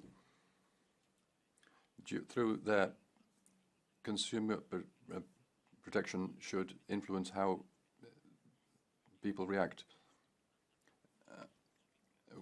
If we have functioning collective agreements and other conditions, it doesn't come about by itself. If the lowest price is the only and most important criterion for the award of public contracts, there will be a race to the bottom in working conditions. In the whole chain, from the main supplier to these subcontractors, strengthening social rights in the European single market calls for a European approach and clear rules which should be applied by states themselves in a clear way. The future Commission, the revision of the 2014-24 directive on public procurement, should be one of their jobs. This means that we can meet the demands of the green and digital and social transformation. Each public procurement contract in the EU and member states and throughout the supply chain must respect social and sustainable criteria. Thank you. Thank you very much. Next speaker, Eugenia Rodriguez Palop. Gracias, señor presidente. Thank you very much, President. 10 years after the adoption of the Directive on Public Procurement, we know that some half of these procedures are actually awarded on the basis of price alone. Criteria such as sustainability are constrained by the interpretation of free competition. And indeed, since the object of the contract has got to be the basis for all clauses, this often excludes human rights and promotion of women and workers' rights.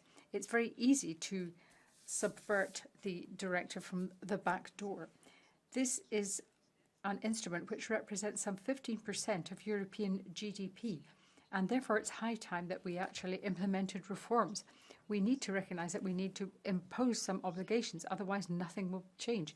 It's all very well to be lauding the apparent achievements such as levels of collective bargaining, but without proper enforcement, these are simply empty slogans. Thank you. Next speaker, Marc Tarabella. It was a great honour and privilege, but also a great challenge to deal with the reform of the labour market back in 2014, 10 years ago. Our purpose, of course, was to fight social dumping, unfair competition on our labour markets, but also to increase the quality of services provided to citizens, grant market access to SMEs, making sure that we respected environmental and other criteria. There was a long struggle, but at the end of it, the text said quite clearly that public procurement should be based on quality and not just on the lowest price. This was essential in terms of fighting social dumping. It was also essential in terms of guaranteeing working conditions for our citizens. But I too have read the conclusions of the recent study by the EP on the impact of this on the European labour market, and unfortunately, to this very day, public authorities have to face legal hurdles, uncertainty when they try to determine these criteria, social, environmental, etc. That's not acceptable, and therefore I call upon the Commission urgently to resolve the situation. It's absolutely contrary to what the legislators wanted and what the general interest would dictate. Thank you. Next speaker, Daniela Rondinelli. Grazie Presidente, gentile Commissario Smith. Thank you very much. Commissioner Schmidt, colleagues, I'd like to come back to the question of conditionality in public procurement. This is a condition which is absolutely indispensable if we are going to have any kind of proper labour market standards and fair competition on the European market. Equally fair competition between EU and extra-EU companies. It's absurd that political representatives say that they are intending to protect national interests and are not inclined to support such a measure as this, which is actually going in absolutely the right direction. In protesting against it, they are implicitly participating in social dumping, unfair competition, and jeopardizing jobs, and also those who comply with the law at all times.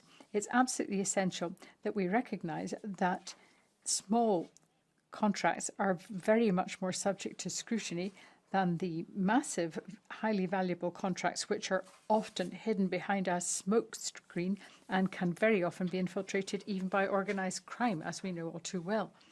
Access to small, low-value public contracts is extremely important for small companies, for artisans, for local companies, and create a close link between citizens and the local economy and community. Therefore, it's absolutely essential that we review this directive from 2014 and turn it into an instrument which can make a positive contribution to economic growth and promotion of quality jobs. Thank you. Thank you very much. Next speaker, Alex Agius-Saliba. Grazie, Sur President. Thank you, Mr. President. It is important for Europe to be a great place to live, to work, to raise one's children, care for your loved ones, retire and grow old. A Europe that delivers in practice the European pillar of social rights. A Europe that truly supports workers and trade unions and is based on fair pay, quality employment, security and respect for workers' fundamental rights. The EU money and public procurement rules are key to achieving this. Public money must support the creation of quality jobs and support collective bargaining. Public money must go to economic operators that respect workers and trade unions and the right to negotiate. And this includes subcontractors, workers who should also be covered by collective agreements. To this end, we must revise European rules on public procurement and introduce a strong social conditionality linked to all forms of state aid, public funding, investment, and business support. Public procurement rules need to guarantee that tenders support the creation of quality jobs and promote collective bargaining, improved working conditions, and quality training. Strong social conditionality must feature in all financial rules governing the use of EU funds, both from the EU budget and those generated off budget. public money should no longer create a race to the bottom, but instead be used to deliver the European pillar of social rights.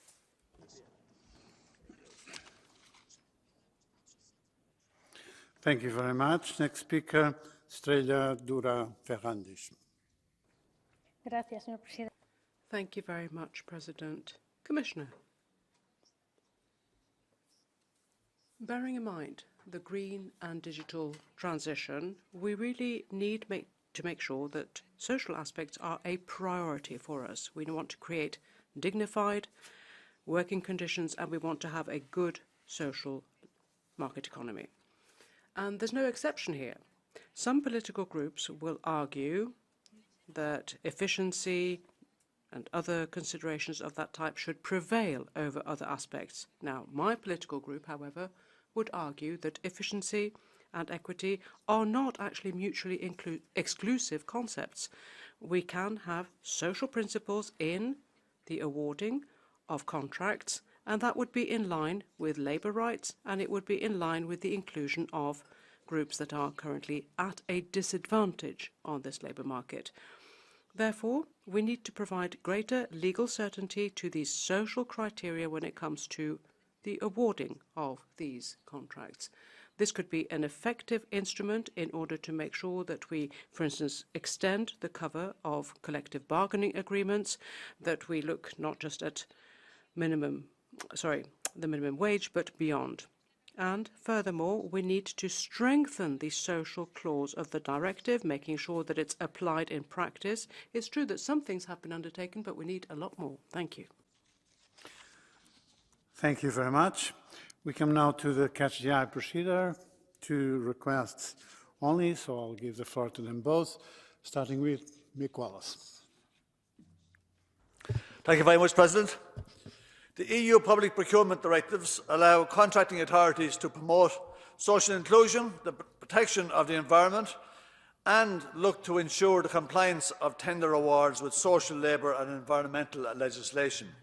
However, even with these directives incorporated into law in the various member states, a public procurement process can result in disaster. In 2019, in the Irish Parliament, I highlighted several problems with the procurement process for the National Children's Hospital. I showed how the costs were going to escalate off the Richter scale. The hospital wouldn't be built for 2.2 billion when it should have cost about half that, and that's what's happening.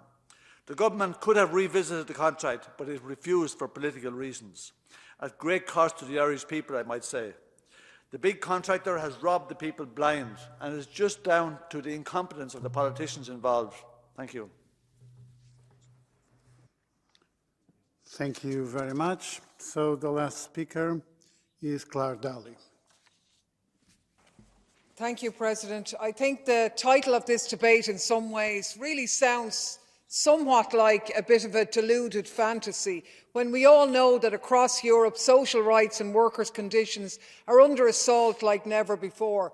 And public procurement, far from being the great leveller, is actually a contributing factor to this inequality. It's legitimised theft on a phenomenal scale. And I think it's not only that jobs are priced on the basis of bleeding workers dry, but also the projects themselves end up costing phenomenally more than they should do. Contracts under EU rules mean driving out the small suppliers. The big boys move in, price the job too cheaply, and then add in clauses where they can ratchet up the costs later on.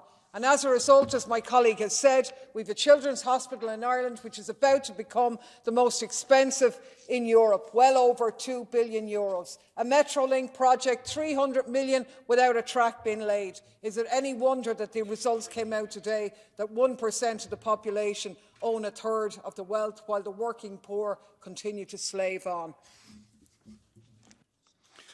Thank you very much. So now, to close our debate, I give the floor to Commissioner Nicholas Schmidt.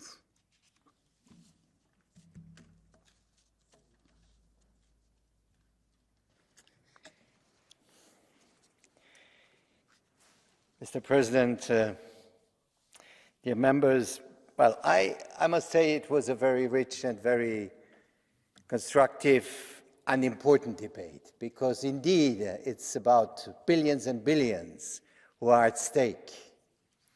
And well, there are issues of corruption, and this is another issue we obviously have to fight, and to fight the right tools to prevent and to fight and to condemn those who are responsible for corruption.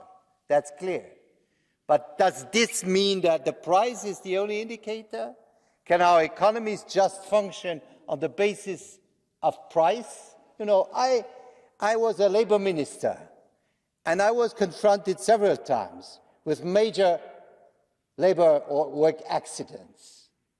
Probably these companies always were the best offering, lowest price, but then about working conditions, well, they did not really respect them. Sometimes it went well, and sometimes some workers just died or were hurt. And that's why we cannot just base the spending of public money on one single criteria, which is price. Because price is not a guarantee, as it was said, for competition. At least not when we say fair competition. Because if you're cheating, if you are not respecting labor rights, if you are not respecting protection of your workers, well, you will have the lowest price, but at what price? For whom? And that's why we have really to think how we create this balance, how we defend better the issue of social criteria. Environmental criteria is another one. If you spend money precisely to recycle your stuff, if you spend money to respect the environmental criteria, yes, this has a cost. And then if you have decided to do that, you may be excluded from any tender, from any market. And that's why in this much more complex world, you just cannot base the spending of billions on one single indicator, which is price, because precisely you never know who is paying at the end this price. And I think that this is a debate which should have some follow-up, some consequence, where we have to reflect how we integrate this criteria better in our public procurement, in a way where finally those who decide get more security, more legal security, because sometimes there is the issue, well, if I integrate some other criteria, there might be legal cases coming up and so on. So we have to reflect how better to integrate this in order to make sure that social consideration or environmental consideration have or can be fully taken into account. I agree that the issue of people with disability is an important one. If you employ many people with disability or a part of people with disability, you may be less competitive and your price may be higher. But what you are giving back to society is also a value. And this is a value which has to be recognized absolutely, especially when it's about public money. And therefore, I think that the Commission is committed to look at whether further specific actions, if needed, even of legislative nature, which means that we have to look at the present texts, are required to combine the objectives of simplification of the public procurement procedures, but also with measures to align the public procurement with the strategic objectives. And also among the strategic objectives, this includes absolutely the social consideration, which have an impact on our society, on the prosperity of our society, as well as the environmental dimension as we talk about the green transition. Thank you.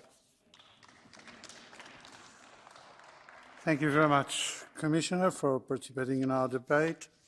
And this debate is now closed. And we come to the last item in our agenda today, the so-called one-minute speeches. I would like to recall that the interventions of 1 minute will take place from your seats. And I begin by giving the floor to Denis Radka.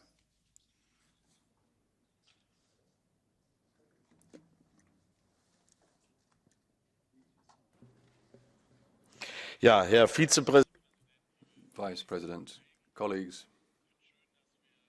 it's nice that we've agreed with some colleagues to have a one-minute speech, even if the cause for this is rather sad. The Green colleague has shown how difficult the situation can be for members' assistants. We can't have employees put in a situation that a member, but 2 days before the end of the month, for whatever reason, because of death or voluntarily giving up their mandate, that the member of staff is unemployed after 2 days, can't get into the building, can't get to their email account. That can't be the case. We can't leave it like that, colleagues. The administration, the Presidium must make a different solution. We'd proper transition periods based on length of service. 3 months, I think, should be the minimum. That people shouldn't become unemployed overnight. We need employees need to be able to plan, and we all need to do something about that. Thank you. Thank you very much. Next speaker, Christophe Clergeau.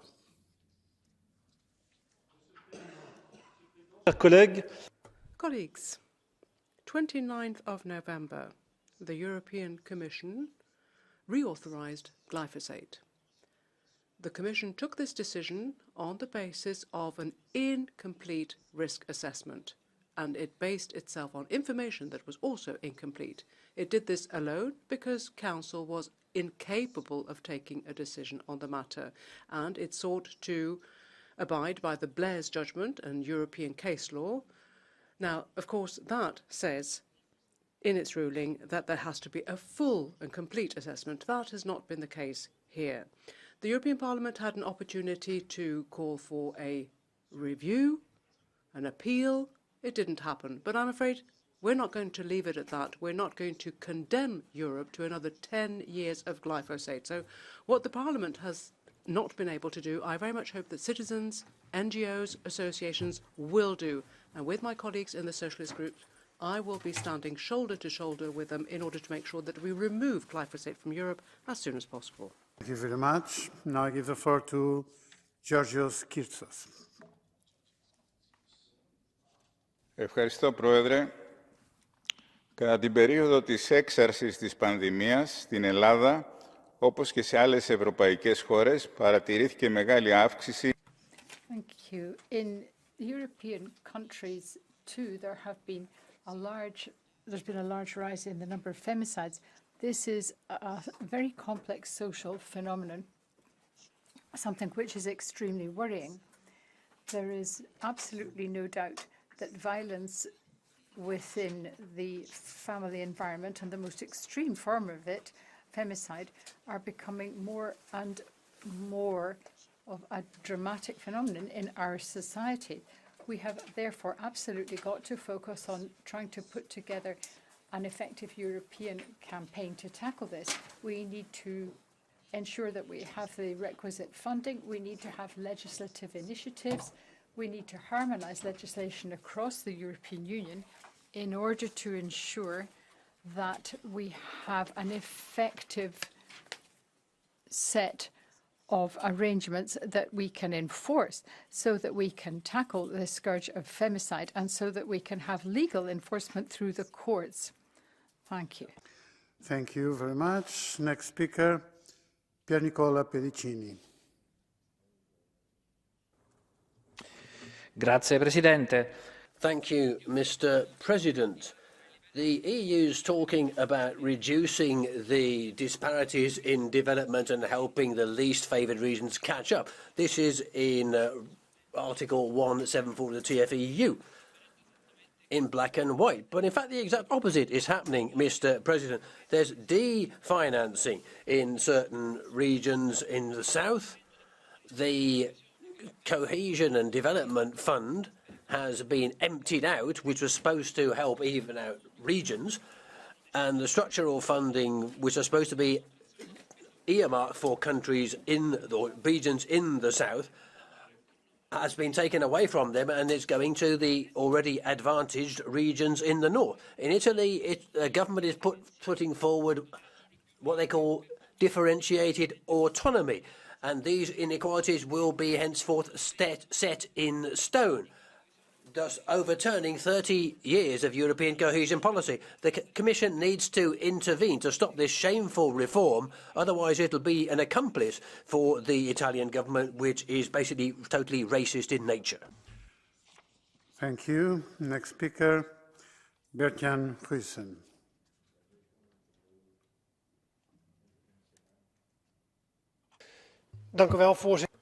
Thank you, President. For the Christian society in Plateau State in Nigeria, the end of Christmas Eve became a nightmare. 200 of them were brutally murdered by Muslim extremists. Several hundred were seriously wounded. And what did we hear from the European Commission and from the High Representative? No condemnation, no statement, not even a post on X. Absolutely nothing. Of course, that is extremely problematic. All the more so because these aren't isolated attacks. These fit into a pattern of increasing extremist violence in this region. I call on the Commission and the High Representative to break through the silence. Our concerns need to be put to the Nigerian authorities, and we have to underscore that there must be prosecution of the perpetrators and better protection of Christian villages. We cannot leave the Christians in Nigeria to their own fate. Thank you. Next speaker, Gilles Le Breton.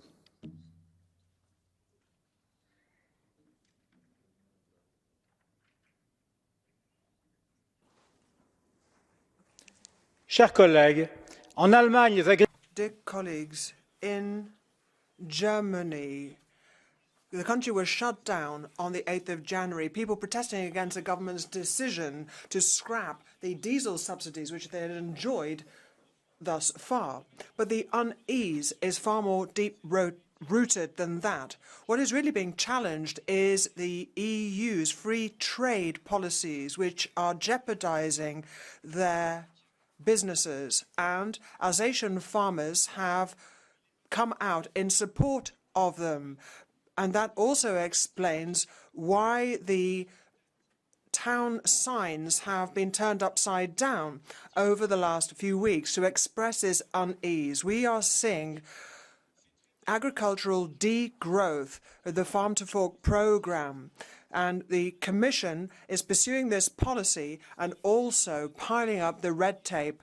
Now, we have been fighting against these abuses for many years now. I am relaying the message from farmers and expressing my solidarity with them. Next speaker, Katerina Konečná.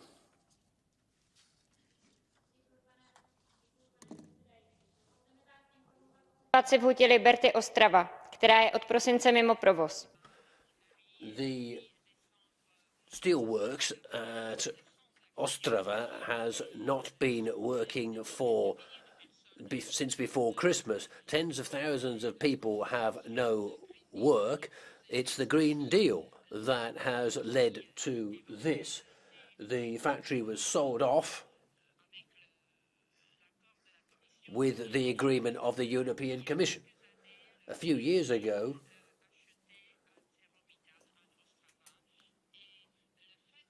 the factory was purchased, and it's a crucial energy supplier, and the problem with energy prices has given rise to the difficulties that the smelter has been facing. The Commission, however, green-lit this, and it's basically now a pawn between two competing companies, and the workers have been ignored. What's the Commission going to do?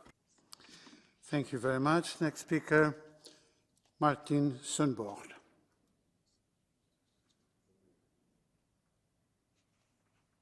Thanks, Chair.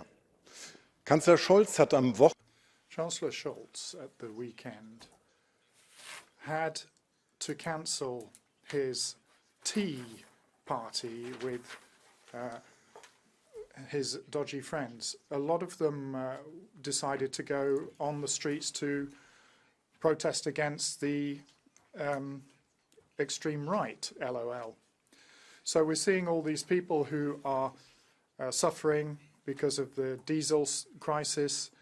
The people who are suffering most are the ones who can afford it the least. Of course, you have to be in favour of banning the AfD, the nonsense AfD in Germany, but maybe the Greens, the CDU, SPD, CSU and FDP should also be banned as well.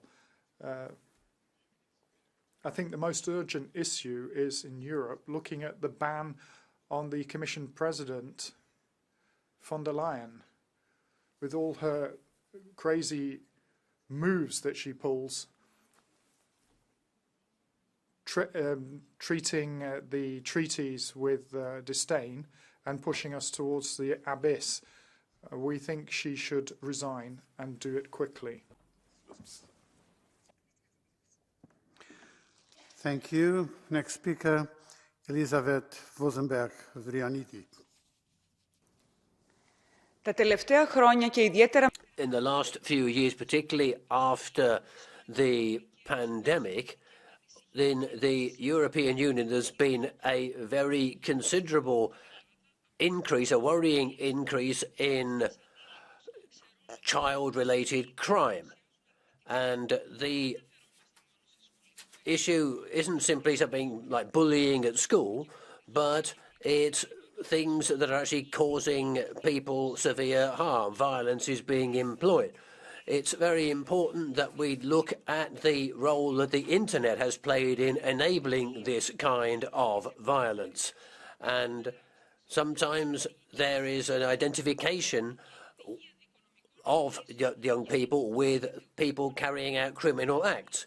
It's not enough what's being done at the moment. What we need urgently today is an information campaign aimed at young people, as well as an exchange of technical know-how and information so that we can have a prevention approach on all of this before things become completely uncontrollable. Thank you very much, President.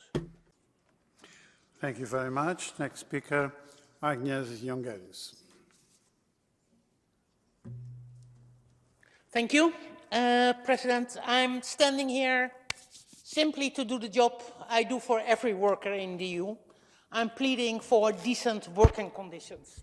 The European Parliament is an employer and has therefore responsibilities as an employer to take care of all their staff. And when a MEP, for whatever reason, is leaving the Parliament during the mandate, it cannot be so that the APA is out of a job in a matter of days. So my call is find a structural solution for the APAs when they suddenly lose their job once a MEP has left the Parliament during the mandate. And hopefully you can do this while consulting their workers' representation on this issue. Thank you. Thank you very much. Next speaker now, Michael Kausch. Sehr geehrter Herr Vizepräsident. President, ladies and gentlemen, maybe I can start with an outrageous quote. I believe personally that if we see these sort of people in Burundi, we should round them up, put them in a stadium and stone them. This hate speech is something about lesbians and gays that Burundi's president made in a public TV transmission. He added to this that homosexuality is like the choice between Satan and God. If you choose for Satan, then you should go to Western countries. Ladies and gentlemen, the human rights situation for lesbians, gays and transgender people is getting worse and worse, and getting worse more and more quickly in many parts of Africa, as Amnesty International has confirmed in their reports. Burundi is a further extreme example of hate speech, and the European Union cannot remain silent on this. I expect of the European institutions that they act, but that's not happened. Just 2 years ago, there was cooperation work that was taken up again between the EU and Burundi, but we need to rethink this. If you consider the person providing you with money is a form of Satan, then they have really forfeited their right to receive money from the EU. We must act. Thank you very much. Next speaker, Grace O'Sullivan. Thank you, President. Millions have taken to the streets in Ireland and all over the world in solidarity with the people of Gaza. But here in the European Parliament and across the EU, we see nothing but hypocrisy. We are supposed to stand for human dignity, but where is the dignity in allowing strike after strike on innocent children? We debate European values of peace and democracy, while European countries are still sending weapons to Israel. The EU dares to speak as an authority on international justice, while supporting an Israeli government that says, "No one will stop us, not even The Hague." It is time for sanctions. It is time that the EU's agreements with Israel are considered, and to stop the bloodshed that has taken 30,000 human lives so far, and to demand a permanent ceasefire in the name of humanity and dignity. Thank you. Next speaker, Johan Nissinen. Snus räddar liv. Snus och nikotin. This is moist snuff, and moist snuff has made Sweden a world leader when it comes to combating smoking. It has led to a dramatic decrease in the number of smokers.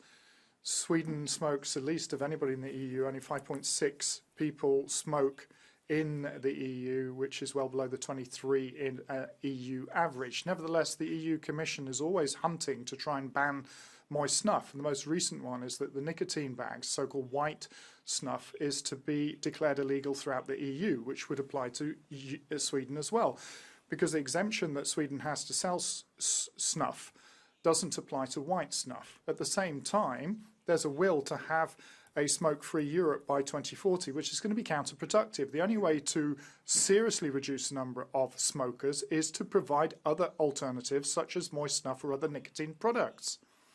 The EU should have learned more from Sweden and pursue a policy that isn't so friendly towards cigarettes. Thank you. Thank you. Next speaker, Isabella Tovaglieri. Le nostre auto sono Our cars are going to come on a danger well before the 2025 date. The Commission's new proposal for a regulation means that they will continue to make ordinary people's lives even more complicated, make it very difficult if you want to switch your vehicle and acquire a greener one, because paragraph 26 of the regulation will force vehicle owners to scrap them. But that is an anti-economic measure, and it says it black on white in Annex 1, Article 2, whereby penalties will be applied, but it would be more economically sustainable as well as environmentally sensible to acquire an electric vehicle rather than repairing the old one, or so it says. But I think before we do that, I think we need to examine our consciences and look at the cost which we are selling our fates to the Chinese. Thank you very much. Next speaker, Nikolai Willumsen.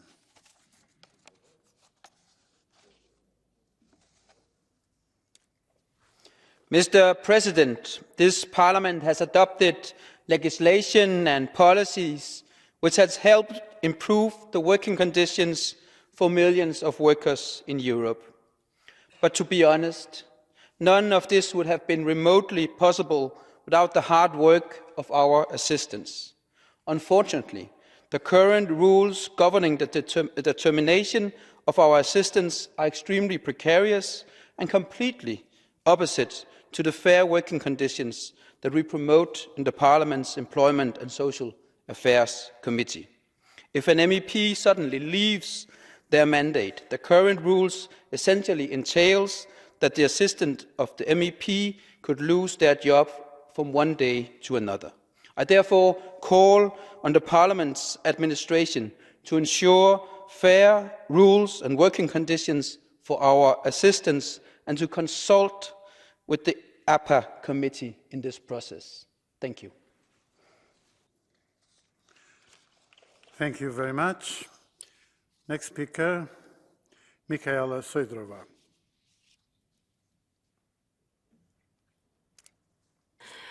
Dear colleagues, I want to comment on the last development in the deportation of Ukrainian children, because on 4th of January, President Putin signed a decree to simplify further granting Russian citizenship to Ukrainians, including children. This is another of Putin's attempt to eradicate the Ukrainian people and steal their future children. Through this decree, Ukrainian children can now become Russian citizens on the whim of the Russian dictator. If we don't act, we may soon wake up to a reality where all Ukrainian deported children will lose their original identity and become Russian citizens. We must act. So I welcome the International Coalition for the Return of Ukrainian Children, newly formed by President Zelensky. I call for greater involvement from the International Red Cross Committee as well as the European Commission. We must work together for the safe return of children. Thank you. Thank you very much. Next speaker, Delara Burkhardt.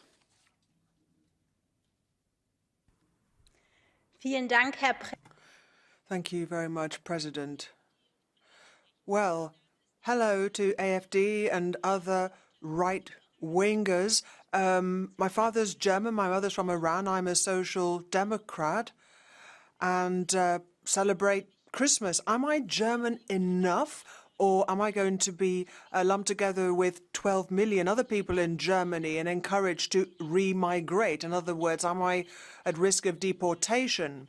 Now, we have a network of mayors and parliamentarians, and on social media and in parliamentary speeches, you speak out against minorities, the free press, and you praise fascists. I mean, this is exactly where it all started, said Holocaust survivor Margaret Friedman just a few days ago, and she was quite right.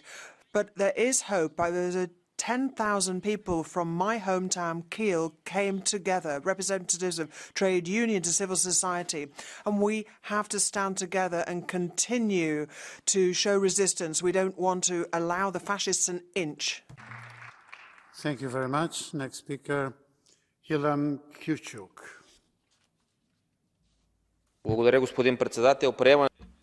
Thank you.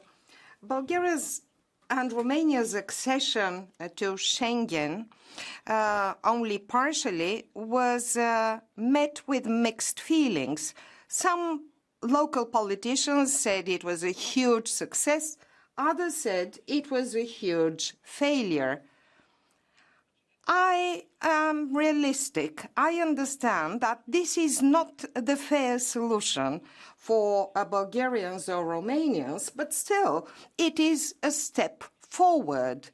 This is the assessment of the European Council and the European Parliament with a series of resolutions. And we can see the consequences of this partial decision. It is so very difficult to cross the border between Bulgaria and Romania. It takes 12 hours or more for the heavy-duty vehicles. Is this European integration?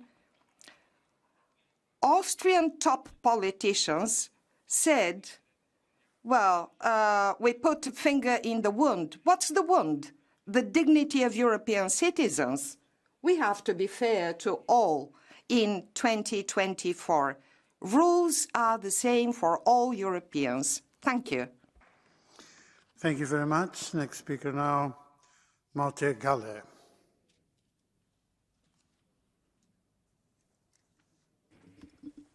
Ja, vielen Dank, Herr Präsident. Thank you very much, President. On the 25th of November, in a hotel in Potsdam, there were right-wing radicals, neo-Nazis,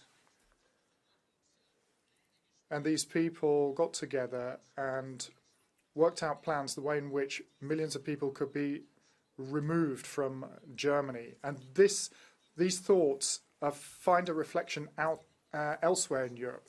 And these sort of ideas, which are anti-human, are spreading all over Europe. Wherever there are autocratic regimes, people are carrying out hate speech against minorities. It's our duty to stand up against these things. We are at the center of this fantastic force of the European Union. It's our task to defend these freedoms and to make sure that a remigration of that sort of thought should be pushed out back to the last century. Thank you very much. Next speaker, Mikael Hoogven. Dank u, voorzitter. Thank you, President. Being in charge of a public office is very important. Unfortunately, not everybody in Brussels shares that opinion. The President of the European Council, Charles Michel, is going to be the lead candidate in June for the European Parliament. His mandate, the most important function in the European Union, runs until November, but Mr. Michel doesn't seem to care. He's leaving early. But this decision is not just something that he needs to come up with, but the Council and the people who elected him need to come to terms with that. Let there be no misunderstanding here. We are witnessing complete and utter opportunism here. As a president, he didn't make a big impression. So the terrible unemployment is something that Mr. Michel is going to continue with his next job. This really doesn't instill faith. This is the exact juncture where voters are starting to say, what's the point of all this? President, there's nothing wrong with having ambition, but with Charles Michel, the personal interest obviously has become more important than the public interest. Thank you. Thank you. Next speaker, Marie Doshi.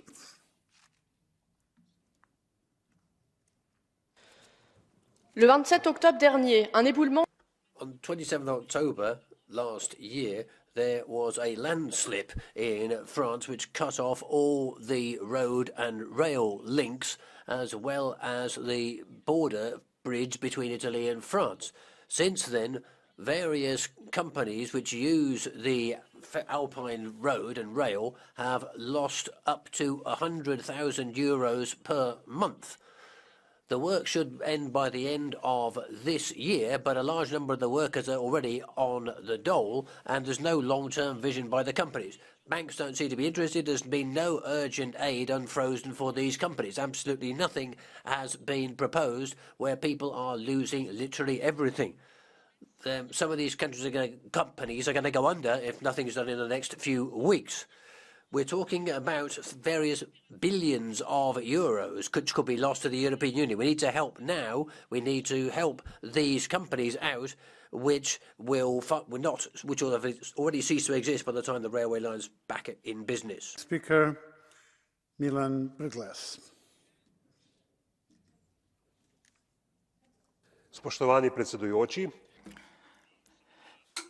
It is my moral duty, but also a duty as an MEP to point out that we have inadmissible and disproportionate working conditions for our staff. For instance, our parliamentary assistants are a foundation and driving force for our work, and they are indispensable when it comes to our ambitions. It might happen that deputies because of unforeseen circumstances such as that, prematurely suspend our mandates, but this means that our assistants will be out of employment in the same month.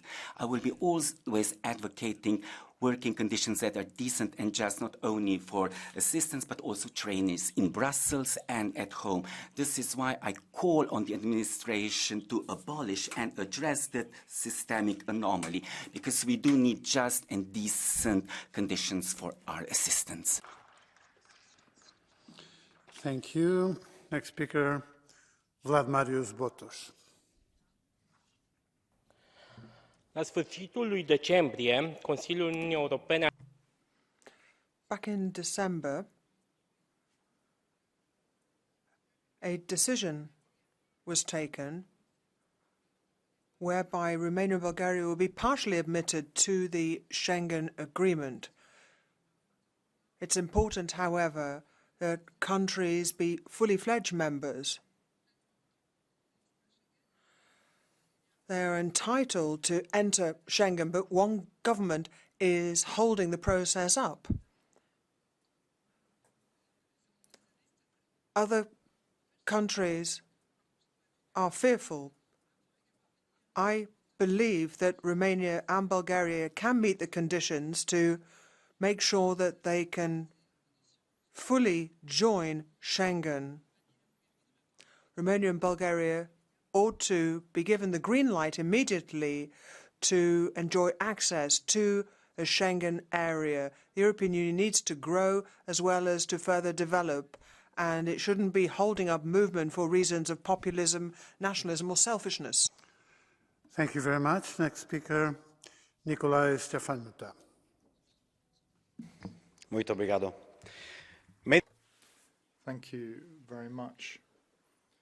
GPs in Romania are not being respected. In fact, they're not being paid. Half of these, 60,000 of them, are over 65 years old.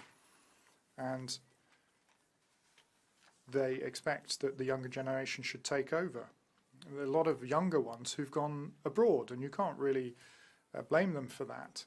The GP is often almost like a member of the family. They're the ones you see when you're ill, and there are no other opportunities.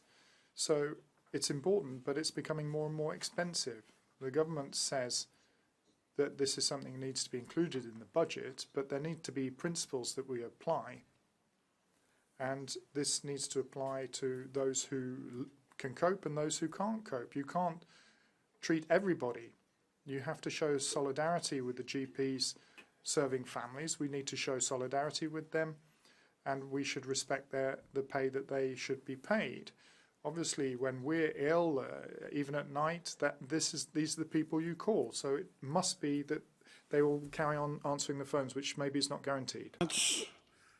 Now I give the floor to Patricia Chagnon. Il n'est rien de plus puissant qu'une idée. There's nothing more powerful than an idea whose time has come, as Victor Hugo said. And now there's these protests in France which are shaking the country. They overturned a regional government in 2022. In Germany, there have been ongoing demonstrations, and Olaf Scholz has now lost office, and his terrible agricultural policies are going to stop. In France, they're organising all over our territory. This revolt is ongoing, and our so-called green policy is destroying our agriculture. It's hampering our sovereignty and threatening the quality of the food on our plates. Farmers are a pillar of our nation, and they're now in the vanguard of defending our vital interests. Their fight is our fight. During this rural revolution, we now see that it's going on and can't be stopped. Our support for our farmers is absolutely solid. Thank you. Thank you very much. Next speaker, Gabriela Bischoff.